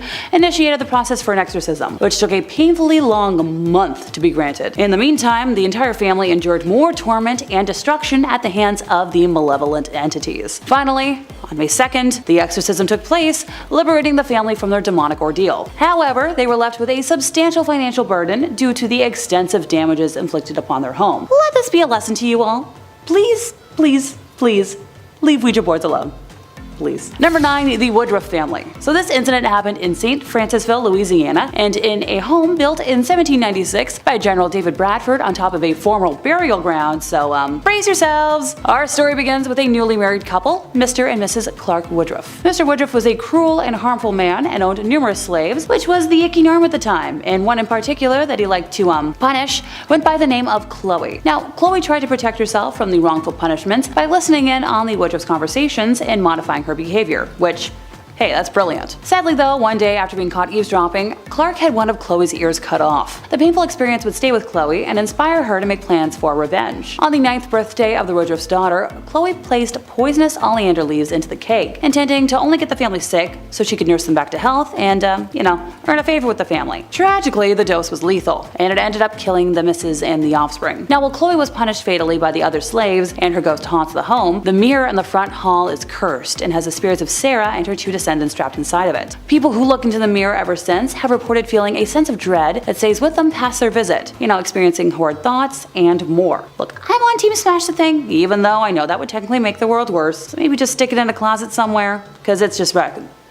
messing with every other family. Number 8, Annabelle. Am I biased because Annabelle has always been my favorite demonic artifact? Absolutely I am. Donna and Angie were student nurses and good friends who had decided to room together while in school, and for Donna's 28th birthday, her mom had gifted her a very large Raggedy Ann doll, something she was thrilled about. Hey, personally, I'd react the same way. Let the record know that I'm always down to accept gifts of dolls or plushies. Soon after adopting the precious doll though, Donna started to notice some weird behavior. She would leave Annabelle on her bed every morning behind her locked bedroom door, seeing her the same way with her arms and legs crossed, and would come home at night to Annabelle having moved rooms and in positions that weren't possible. She's described a few instances of the doll kneeling, and speaking from experience, stuffed dolls can't kneel without falling for more than like a few seconds. Donna and Angie then started finding notes left throughout the apartment, written on parchment paper in red pen, 2 things they didn't own. When Donna's boyfriend Lou started criticizing the doll, unexplainable handprints and scratches began appearing on his body. And that's when the girls made the decision to call the priest, who then brought in Ed and Lorraine Warren. They were able to calm down the entity enough to remove it from the home and transport her to the museum, where she resides to this day, but not without a couple of chaos events over the years. Number 7, Robert the Evil Doll. Hey, for starters, this doll only looks vaguely human. His nub of a nose looks like a pair of pinholes, and he's covered in brown little nicks, like scars. His eyes are beady and black, and combined with his malevolent smirk, it's terrifying to look at. Clasped in his lap, he's holding his own toy, a dog with disproportionate eyes and a too big tongue falling out of its mouth. The doll originally belonged to Robert Eugene Otto, an artist described as, well, eccentric. Neighbors of Robert used to hear him having a conversation with the doll, and this continued into his adult years. He brought it everywhere, and talked about it in the first person as if it weren't a doll, which I know, might sound kinda batty, but it's the best way to deal with cursed objects. Trust me, I'm talking from experience. The doll remained stored in the Otto family home until Robert passed away in 1974. After his death, a couple bought the house, and their 8-year-old found the doll in the attic. The young girl often claimed that the doll was trying to kill her, and it's now on display in a museum in Key West and is still believed to curse people. His last caretaker before the museum experienced him disappear and reappear as he pleased, along with hearing footsteps and giggling in the attic. Some claimed Robert's expression changed when anybody badmouthed Otto in his presence. Oh, and he's been responsible for a few car crashes, some divorces, and broken bones. So, good Robert, good doll, please. I don't need to be cursed. My life's crazy enough as it is. Number 6, another Ouija board incident. The story of Mark and his family's eerie encounter with a cursed Ouija board infested home in Australia is nothing short of a supernatural roller coaster. At first, subtle signs emerged, like their dog's reluctance to enter the house, which was dismissed as, a mere adjustment to the new environment. But things quickly escalated. Mysterious flooding in the laundry room, shattered light bulbs, and an overwhelming sense of unease in certain areas of the house signaled something far more sinister. The disembodied laughter, shuffling feet, and phantom voices only intensified their torment. Even visiting relatives experienced the unnerving phenomena firsthand. What's truly chilling is the revelation about the previous renter's involvement in seances and a messy divorce, possibly leaving behind a trail of spiritual chaos. Possibly. Maybe. Mark's mother's decision to consult a local pastor led to a grim revelation of multiple demonic entities lurking in their home. As the supernatural disturbances grew unbearable, the family decided to take action. The mom's brave confrontation with the paranormal, reading Bible verses aloud, was met with the spirit's fury, resulting in potential poltergeist activity. The climax of this terrifying tale came when the youngest member of the family miraculously survived a fall from an open window. This event was the final straw, prompting them to flee the cursed house without looking back. Once again, not to sound like a broken record, leave Ouija boards alone. please. Number 5, a cursed painting. Technically, this item cursed enough households to be a top 10 list of its own, which is a nightmare for my brain. The tale of the crying boy painting is a chilling example of the inexplicable, a bizarre intersection of art and the supernatural that unfolded in the 1970s and 1980s. Bob Smith's childhood fascination with the seemingly, innocent painting turned into a haunting mystery when a kitchen fire devastated his grandmother's house, leaving only the painting unscathed. The eerie connection deepened when Bob later learned that the very same painting had caused similar tragedies in other households. Giovanni Bregolin's series of paintings, of which the crying boy was a part, became notorious. In 1985, the Sun newspaper in the UK published a shocking account of May and Ron Hall, whose home was consumed by fire, with only the cursed painting surviving unharmed. What's truly unsettling is the firefighters' claim that he had witnessed multiple house fires where everything was reduced to ashes except for copies of The Crying Boy. The widespread reports of similar incidents fueled the belief in the painting's curse, leading to a wave of fear and destruction. Ultimately, the Sun's bonfire of these paintings marked the end of their popularity, but a few copies still linger, carrying with them the ominous aura of the inexplicable. So,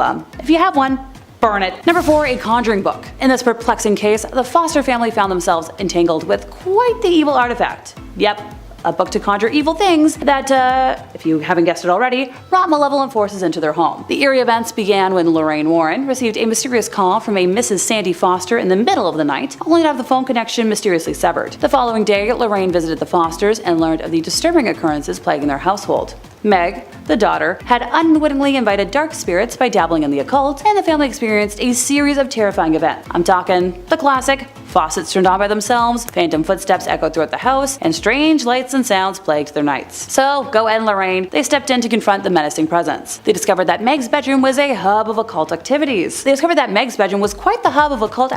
Containing black conjuring candles, occult vestments, and ritual books. Ruh-roh. They sealed the room, removing the sinister artifacts, and as they worked to dispel the evil, they encountered a chilling telepathic feeling of dread and an inexplicable force preventing them from ascending any kind of stairs. Despite these challenges, Ed and Lorraine persevered. With holy water and prayers, they successfully cleansed the house of the malevolent entities. The case serves as a haunting reminder of the dangers of dabbling in the occult and potential consequences of summoning forces beyond human comprehension. See? I told y'all.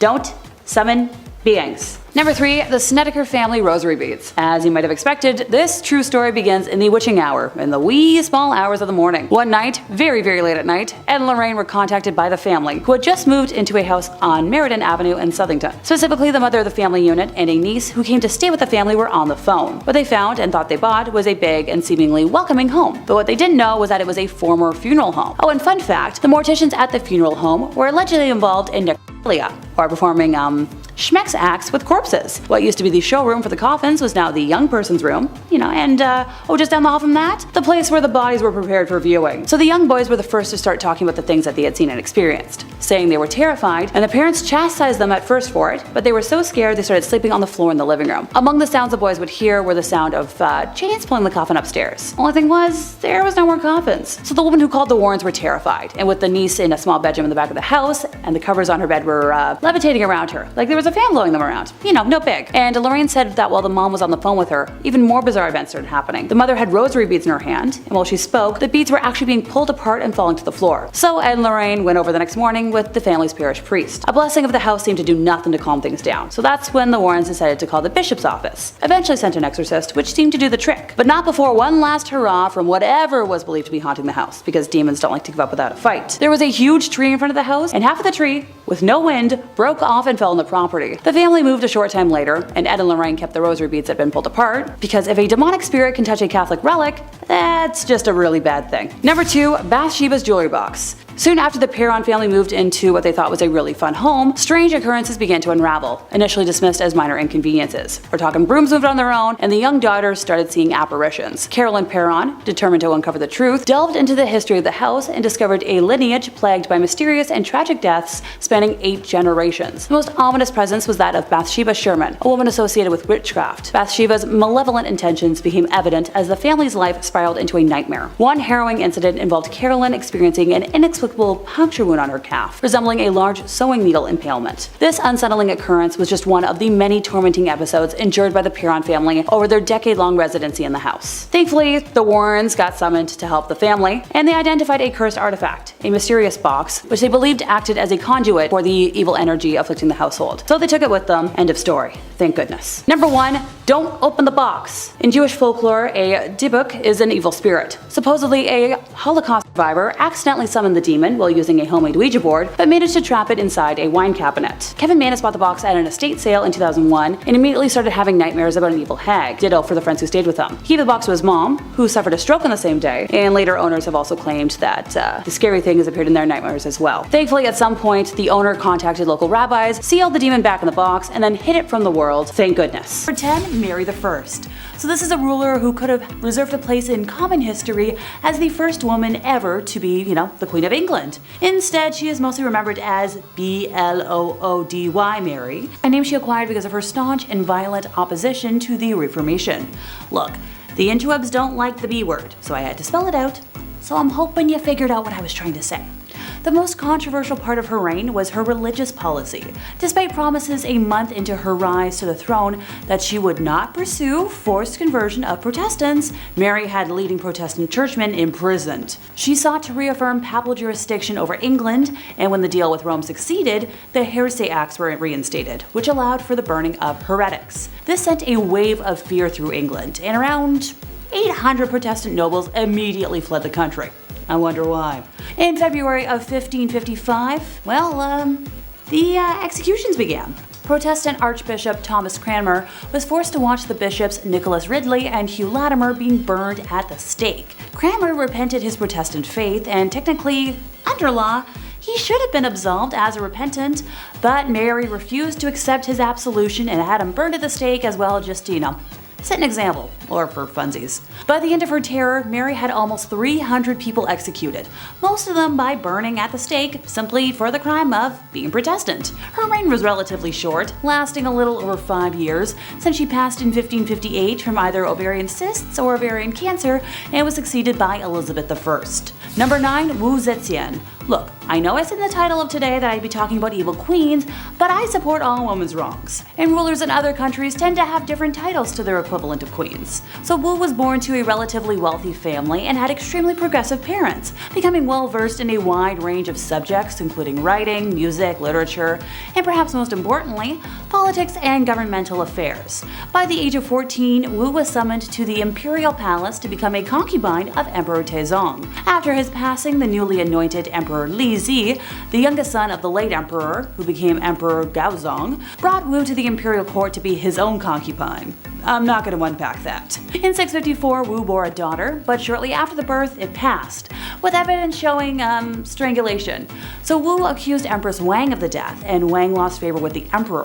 The most popular theory is that Wu actually did the act to her own daughter.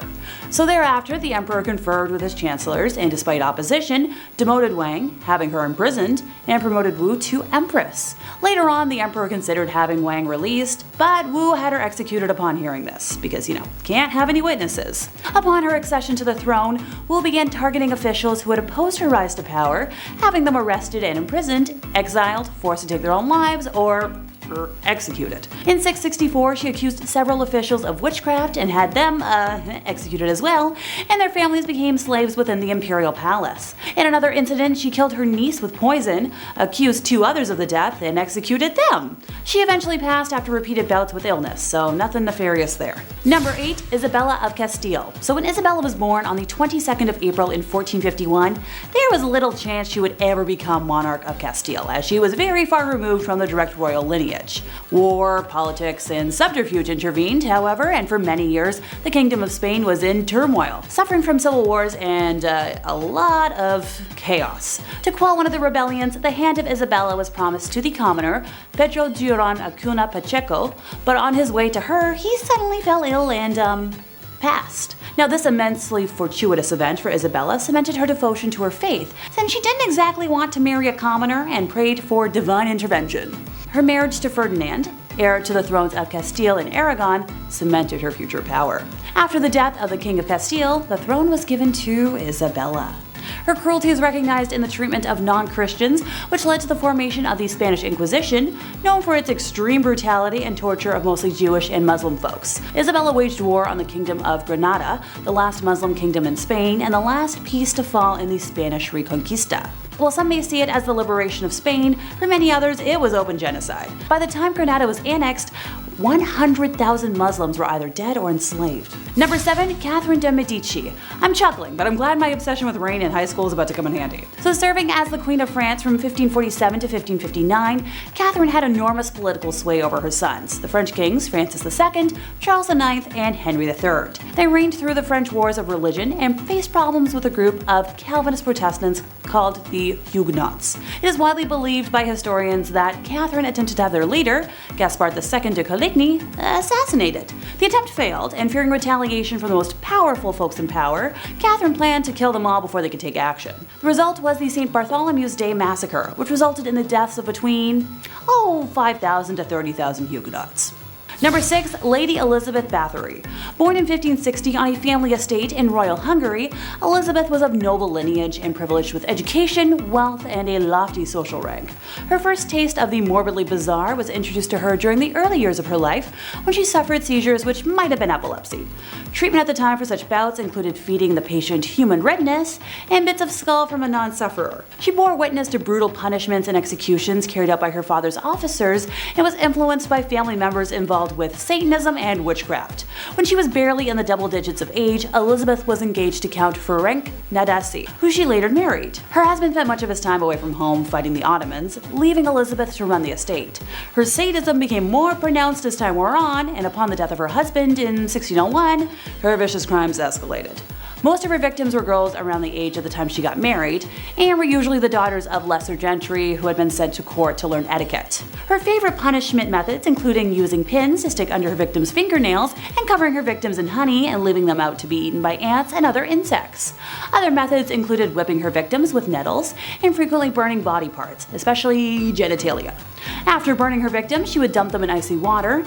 Many of them were punished to the point of death, some of whom were buried in unmarked locations, and some sources even claim she engaged in people munching, making that her darkest secret. Elizabeth and a few of her servants were eventually arrested in 1610, and her accomplices were put on trial in 1611. With over 300 witness accounts and numerous testimonials, a guilty verdict was assured. A servant girl who claims to have seen evidence in Elizabeth's private books stated that her victims were around 650 folks.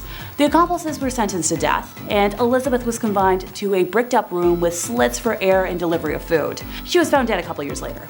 Number 5. Marie Antoinette. So France's queen between 1774 and 1792 was Marie Antoinette, who was, the last queen before the French Revolution. She had quite the reputation for splurging on expensive things and found herself in quite a few scandals. One in particular was the affair of the diamond necklace. So Countess de la Motte, a young lady, pretended to be the queen's friend and entered the French court in 1785. She fooled a high society member into believing that Antoinette loved him. She even hired a body-selling worker and disguised her as the queen and convinced the man that Marie wanted to purchase a diamond necklace. The jewelry cost around 1,600,000 livres then, which is almost $12 million today. The money was never paid, and the queen had no clue about what had taken place. But even though she was innocent, the public still despised her. Granted, she's mostly known for her infamous dialogue. When French subjects could not afford bread, she said, "Let them eat cake," which fueled the French Revolution and ultimately led to her execution.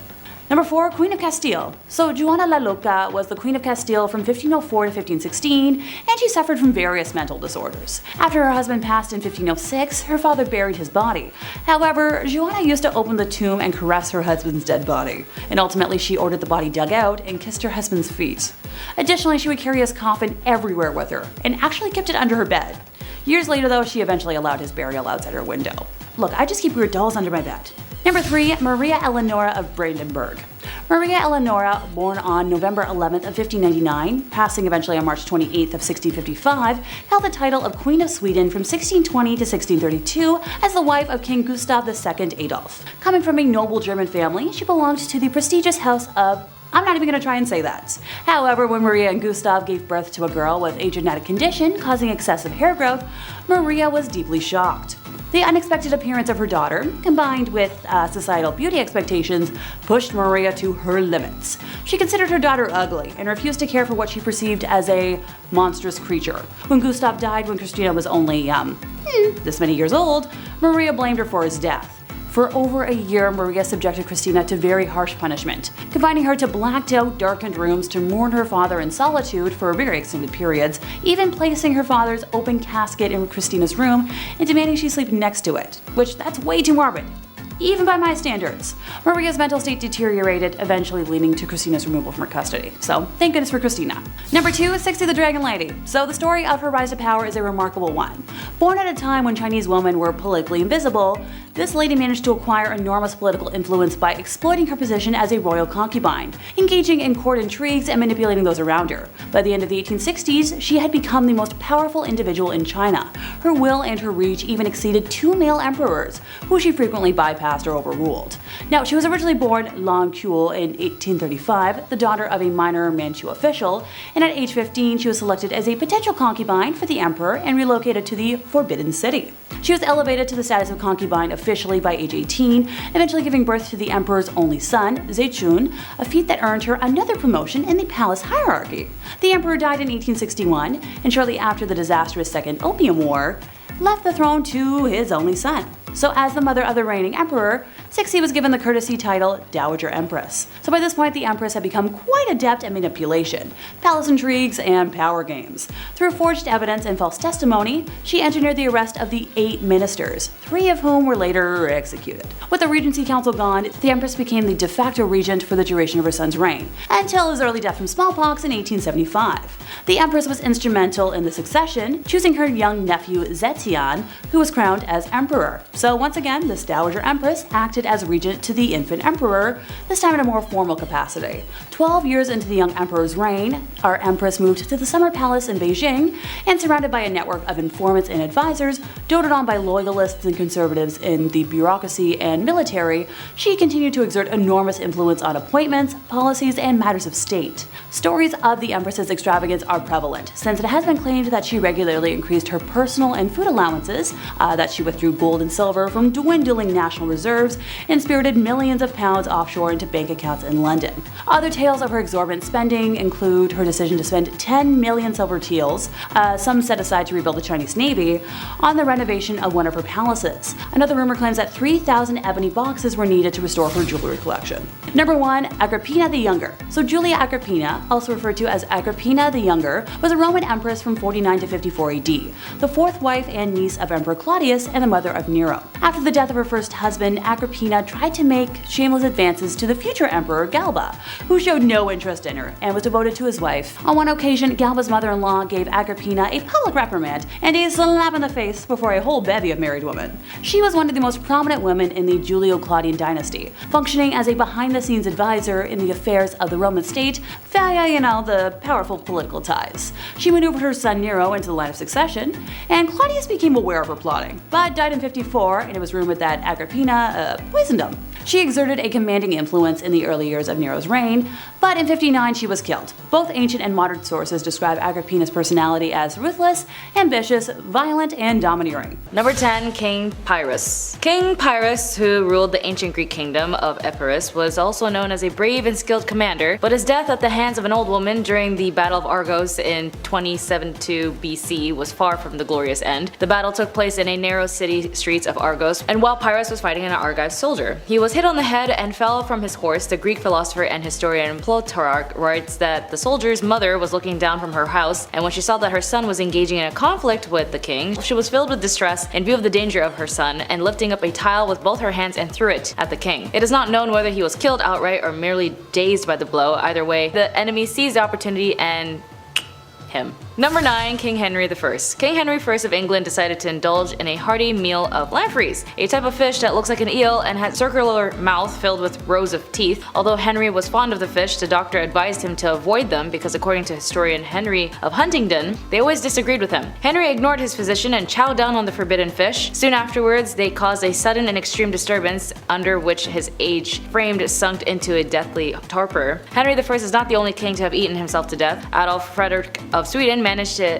do it in 1771 after eating copious amount of seafood and then tucking into a semla bun. Then another and another and another until he ate 14 of them and then having stomach problems and then dying. Number 8. The Duke of Clarence. The nobility was usually granted the honor of being privately executed rather than publicly humiliated, which means that their cause of death is sometimes uncertain. This is the case with George Plantagenet, Duke of Clarence, who was executed for treason by his brother, King Henry IV.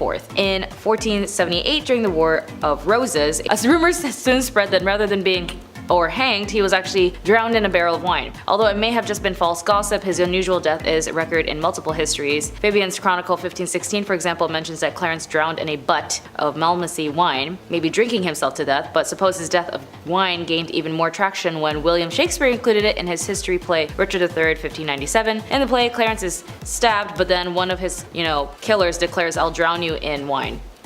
But wine. Number 7. King Edward II. Edward II's rule of England was fraught with controversy, much of which is stemmed from his relationship with Piers Gaveston. The nature of the relationship remains unknown, although it speculates that they were lovers, maybe they were just roommates. Regardless, the English king's close bond with his favorite and poor leadership led to Queen Isabella and the nobility killing him. Many modern historians believe that he was simply left without food and water to die of natural causes. However, medieval historians claim that a hot poker was inserted into his butt to burn his bowels.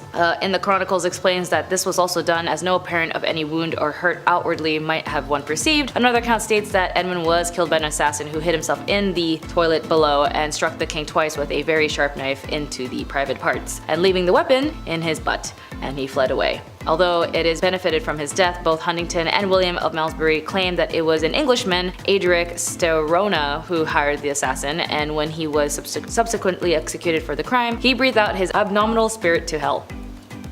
Number 6. Emperor Valerian. The Roman Emperor Valerian ruled from AD 253 to 260 when he was captured in battle by the Persian Emperor Shapur I. As a prisoner of war, Valerian was subjected to humiliations, which included being used as a stepping stool from which Shapur would mount his horse. Sources vary in the description of this eventual execution, with the most gruesome tale being that he was forced to drink molten gold. An alternative story is offered up by an advisor to Emperor Constantine I, who alleged that Valerian was flayed alive and his skin was then dyed with vermilion and displayed as a warning to the Romans that they should not place too great confidence in their own strength. Although neither account is verified, drinking gold and being flayed alive are both very horrible, painful ways to go. Kinda like Game of Thrones where they poured gold on that one king. Number 5. Sigurd Estensen. The first Earl of Orkney was the leader of a Viking attack on Scotland, and while few details of his life made the history books, his unusual death certainly did. Although his attempted invasion of northern Scotland in 892, he agreed to an even fight against a royal steward called Malberget. Each leader was supposed to fight alongside 40 men, but Sigurd cheated by mounting 80 men across 40 horses. Sigurd won the battle, of course, and then tied his enemy and his head in a straddle as a trophy. The Norse history text reports that this was actually his fatal mistake, as he was known for being a bucktooth, a particularly prominently pearly white caused a wound on his leg as he rode. The wound quickly became infected and Sigurd died. His enemy may have been decapitated, but he may have revenge in death. Number 4. Emperor Valentian I. Valentian apparently died of a stroke after screaming in rage. Valentian was a Roman emperor from AD 364 to 375 and spent much of his reign defending the borders of the Roman Empire in Europe. Valentian met what a group of quadi messengers, the Germanic people of the Romans have been fighting for a long time, to negotiate a ceasefire. The envoy maintained that the Romans had been wrong to build forts in their land and could not guarantee that all chiefs would cease their attacks. Ammianus Marcellinus, a Roman soldier and historian, wrote that Valentian that burst into a mighty fit of wrath, and that he once calmed down was suddenly speechless and suffocating, and his face was tinged with a fiery flush. Valentian had worked himself into such a rage that he actually gave himself a stroke. Number 3. Emperor Qin Shi Huang. Qin Shi Huang unified China for a first time, after which he took the title of emperor in 221 BC and then began his process of building the Great Wall of China. Alongside these huge achievements, he was also obsessed with trying to live forever. In his attempt to achieve immortality, his alchemists prepared elixirs for him to drink, but his habit of consuming wine mixed with honey and mercury led to his death at the age of 49. Mercury would have also followed him into the afterlife, as he was buried in the city-sized mausoleum guarded by a life-size terracotta army, which supposedly featured rivers of mercury mercury. Until his resting place was discovered in 1974, it was thought that the writings of the Han Dynasty historian Sima Qian greatly exaggerated the magnificence of his tomb, but he was proven correct about the huge number of clay figures and may also be right about the rivers of mercury. However, this will still remain a mystery until the technology is developed to enter the tomb without damaging the contents. Number 2. Duke Jing. Duke Jing ruled the state of Jin in the ancient China between 599 and 581 BC and died shortly after he abdicated due to an illness. According to the ancient text, the Zhuozhuang, Jing consulted a shaman after being visited by a demonic entity in a nightmare. The shaman told me that he would not live to taste the new wheat, and Jing struggled on, and when the wheat was ready to be eaten, he had the shaman killed for making an incorrect prediction. Either just before he tucked into the tasty wheat or just after, he suddenly felt the need to go to the washroom. It is unknown why, but Jing fell in and eventually drowned in a pit of urine and feces. Drowning in general in any way is a bad way to go, but drowning in excrement is particularly grim. The servant who fished his body out of the latrine also suffered a horrible death as they were buried alive with Jing. Sucks. And finally, number 1, George V. George was the grandson of Queen Victoria and was responsible for the royal family adopting the name Windsor in 1917. He had been repeatedly ill since a fall in 1915 and didn't help that he was a heavy smoker and suffered from bronchitis. By January 1936, it was evident that he was ill for the last time and his royal physician was summoned. Rather than waiting for the end to come naturally, Dawson decided the king needed to die before midnight so the news would break in the morning edition of the Times rather than less appropriate evening journals. Yeah, this guy's a real one. Without the royal family's knowledge or the king's approval, he bumped him off with a lethal injection of morphine and cocaine. What's worse is that he may have struck again 2 years later as George's sisters, Queen Maud of Norway, was visiting England when she suddenly became ill. She survived the abdominal surgery Dawson performed, but subsequently died of heart failure later after. Ominously, Lord Dawson reported to her Norwegian doctors that her death was a release, which saved her from these last painful stages of the disease, which was apparently cancer. It's kind of giving a little Michael Jackson controversy, to be honest. Number 10, the oldest profession in history. Alrighty folks, we're kicking off today with a nice dose of internet no words, so bear with me here. If I sound convoluted, you know why. The Middle Ages in Europe witnessed a universal paradox of tolerance and condemnation with regards to the selling of one's body services. While technically a sin because it hinged on the act of fornication, this act was recognized by the church and others as necessary, or a lesser evil. It was accepted as fact that young men would seek out sexual relations regardless of their options, and thus this profession served to protect respectable townswomen from seduction or worse. In 1358, the Grand Council of Venice declared that this field was absolutely indispensable to the world. In general, declarations proclaiming the necessity of this line of work were not quite so enthusiastic. The church didn't hesitate to denounce it as morally wrong, but as St. Augustine explained, if you expel it from society, you will unsettle everything on account of lusts. So, you gotta have it. It just wasn't exactly ideal back then. Number 9, hunting witches. Witch hunters often had their suspects stripped and publicly examined for signs of an unsightly blemish that witches were said to receive upon making their pact with Satan. Now, this devil's mark could supposedly change shape and color and was believed to be numb and insensitive to pain. And more often than not, women were both the witches and the witch hunters. And in these cases, it was easy for even the most minor physical imperfections to be labeled as the work of the devil himself. Moles, scars, birthmarks, sores, and tattoos could all qualify, so examiners rarely came up empty-handed. If found guilty, witches would be sent through a series of trials and punishments, starting with the scold bridle. Also known as a witch's bridle, a gossip's bridle, a brink's bridle, or simply brinks, this was an instrument of public humiliation. It was an iron muzzle in an iron framework that enclosed the head.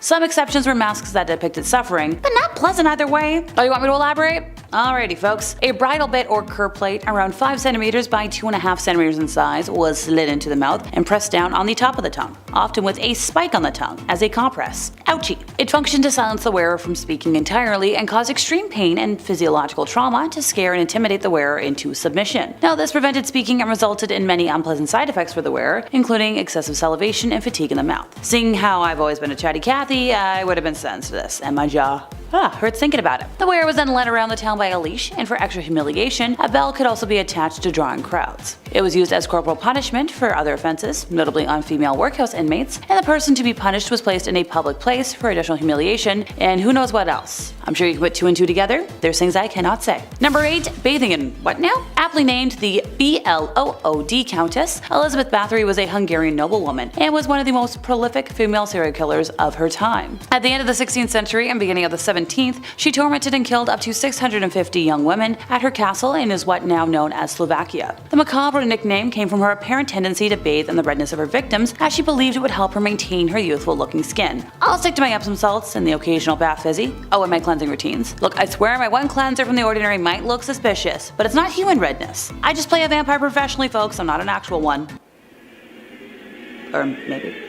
Number 7. Serfdom. In most Middle Ages communities, the king technically owned all the land in an area. He would lease it out to noble barons in exchange for an oath of their loyalty, and then these nobles had the freedom to govern their land and impose taxes as they pleased. Yeah, as you can expect, they were pretty brutal about it. This privilege for the few landed barons came at a great cost to the serfs. Now this was the poor mass of people who had no land and no rights. They were essentially treated as slaves by the local nobles, and they toiled on the land and brutally worked 6 days a week from dawn until dusk. Per the feudal system, they were forced to produce crops, raise livestock, and offer some value, to pay their liege lord for the use of the land. And the grind never ended. If you were born into the lower class, it was extremely likely you would remain there for your entire life. There was no social mobility or opportunity to work through one's birth position. Instead, the poor, unwashed masses simply kept working hard and toiling away with no chance of ever improving their lives. If that's not evil, I don't know what is. Number 6. Getting married way too young. Yeah, medieval females obtained the status of married woman very early. At the age of a girl reached the age of majority and was entitled to marry. Now, in this scheme of things, the choice of her future husband was based entirely on her parents' will. No wonder a marriage sanctioned by the law of the church turned out to be a nightmare for many wives. Under civil law, a husband was permitted to moderately physically harm his wife. Actually, a medieval tradition advised a husband to treat his wife as a pupil. So teach her place. So a lot of desperate women, therefore, killed their husbands. The legislation of those times had detailed regulations governing punishment for women who had killed their husbands. They were sentenced to death by burning alive or burning at the stake. Kinda like a witch. Creative, but not really. Number 5. Have more than 10 offspring. Yes, I know this can be a touchy subject, so just bear with me here. I'm not calling giving birth evil by any means, or having multiple offspring by choice evil. I more mean that back in the day, it was a woman's job to essentially reproduce as many offspring as possible to help around the home and to continue on the family name. As somebody who has zero interest in ever reproducing, and that is my personal choice, I have many friends who have, and I will be a fantastic aunt. The thought of giving birth once is terrifying, never mind that often. I read about a lady who had 17 offspring, and sure, while some of those might have been multiple births, I can't even imagine the pain. Or also just raising that many little ones, being responsible for that many little ones. The stress, no thank you. All the props to them, but evil because they were forced to, not because they wanted to. Number 4, take up the waist. After that last one, let's start this point with a fun fact, shall we?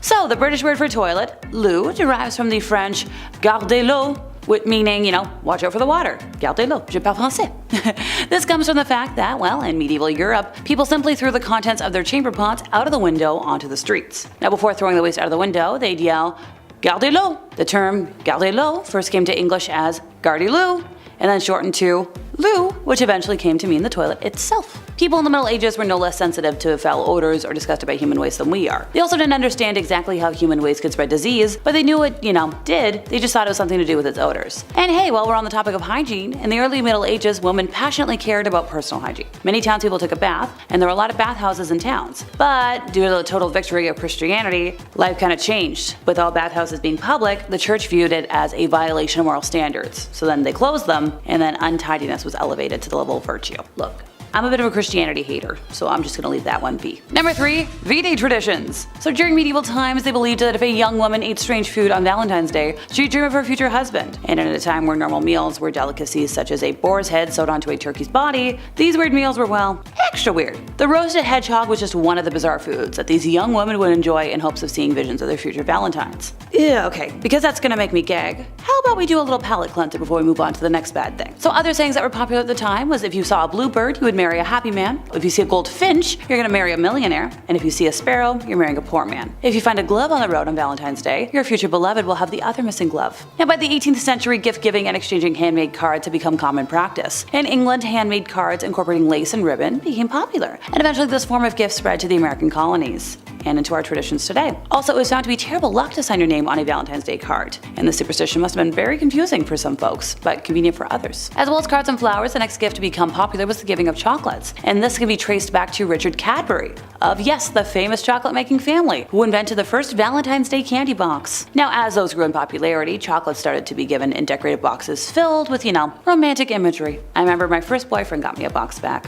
way back when, was a box of chocolates. I think my mom still has the box because it was a really pretty box. Number 2, institutionalized. Okay folks, back to the icky stuff. Being sent away was a way to impose a pious life of no ownership or wealth, sexual relationships, any devotion to God, and administer healthcare and alms to the most unfortunate in society. In reality, it didn't always work. It was a way of kings, lords, and earls banishing troublesome wives, just to get them out of sight, out of mind. They could even do it to young that they didn't want to have around. Just a way of cleansing the soul, if you'd like. Hey look, if we're looking at the upside, a woman from aristocracy only had 2 options in life. Marry a man who could support you, or join a nunnery. Now, virginity was an integral requirement for a nun in the very early medieval period, because physical purity was considered the only starting point from which to reach spiritual purity. A nun was expected to wear simple clothing as a symbol of her shunning of worldly goods and distractions. The long tunic was typical attire, with a veil to cover all but the face as a symbol of her role as a bride of Christ. The veil also hid her hair, which had to be kept cut short. Nuns cannot leave their nunnery in contact with outside visitors, especially men. That was kept to an absolute minimum. No temptation here. Granted,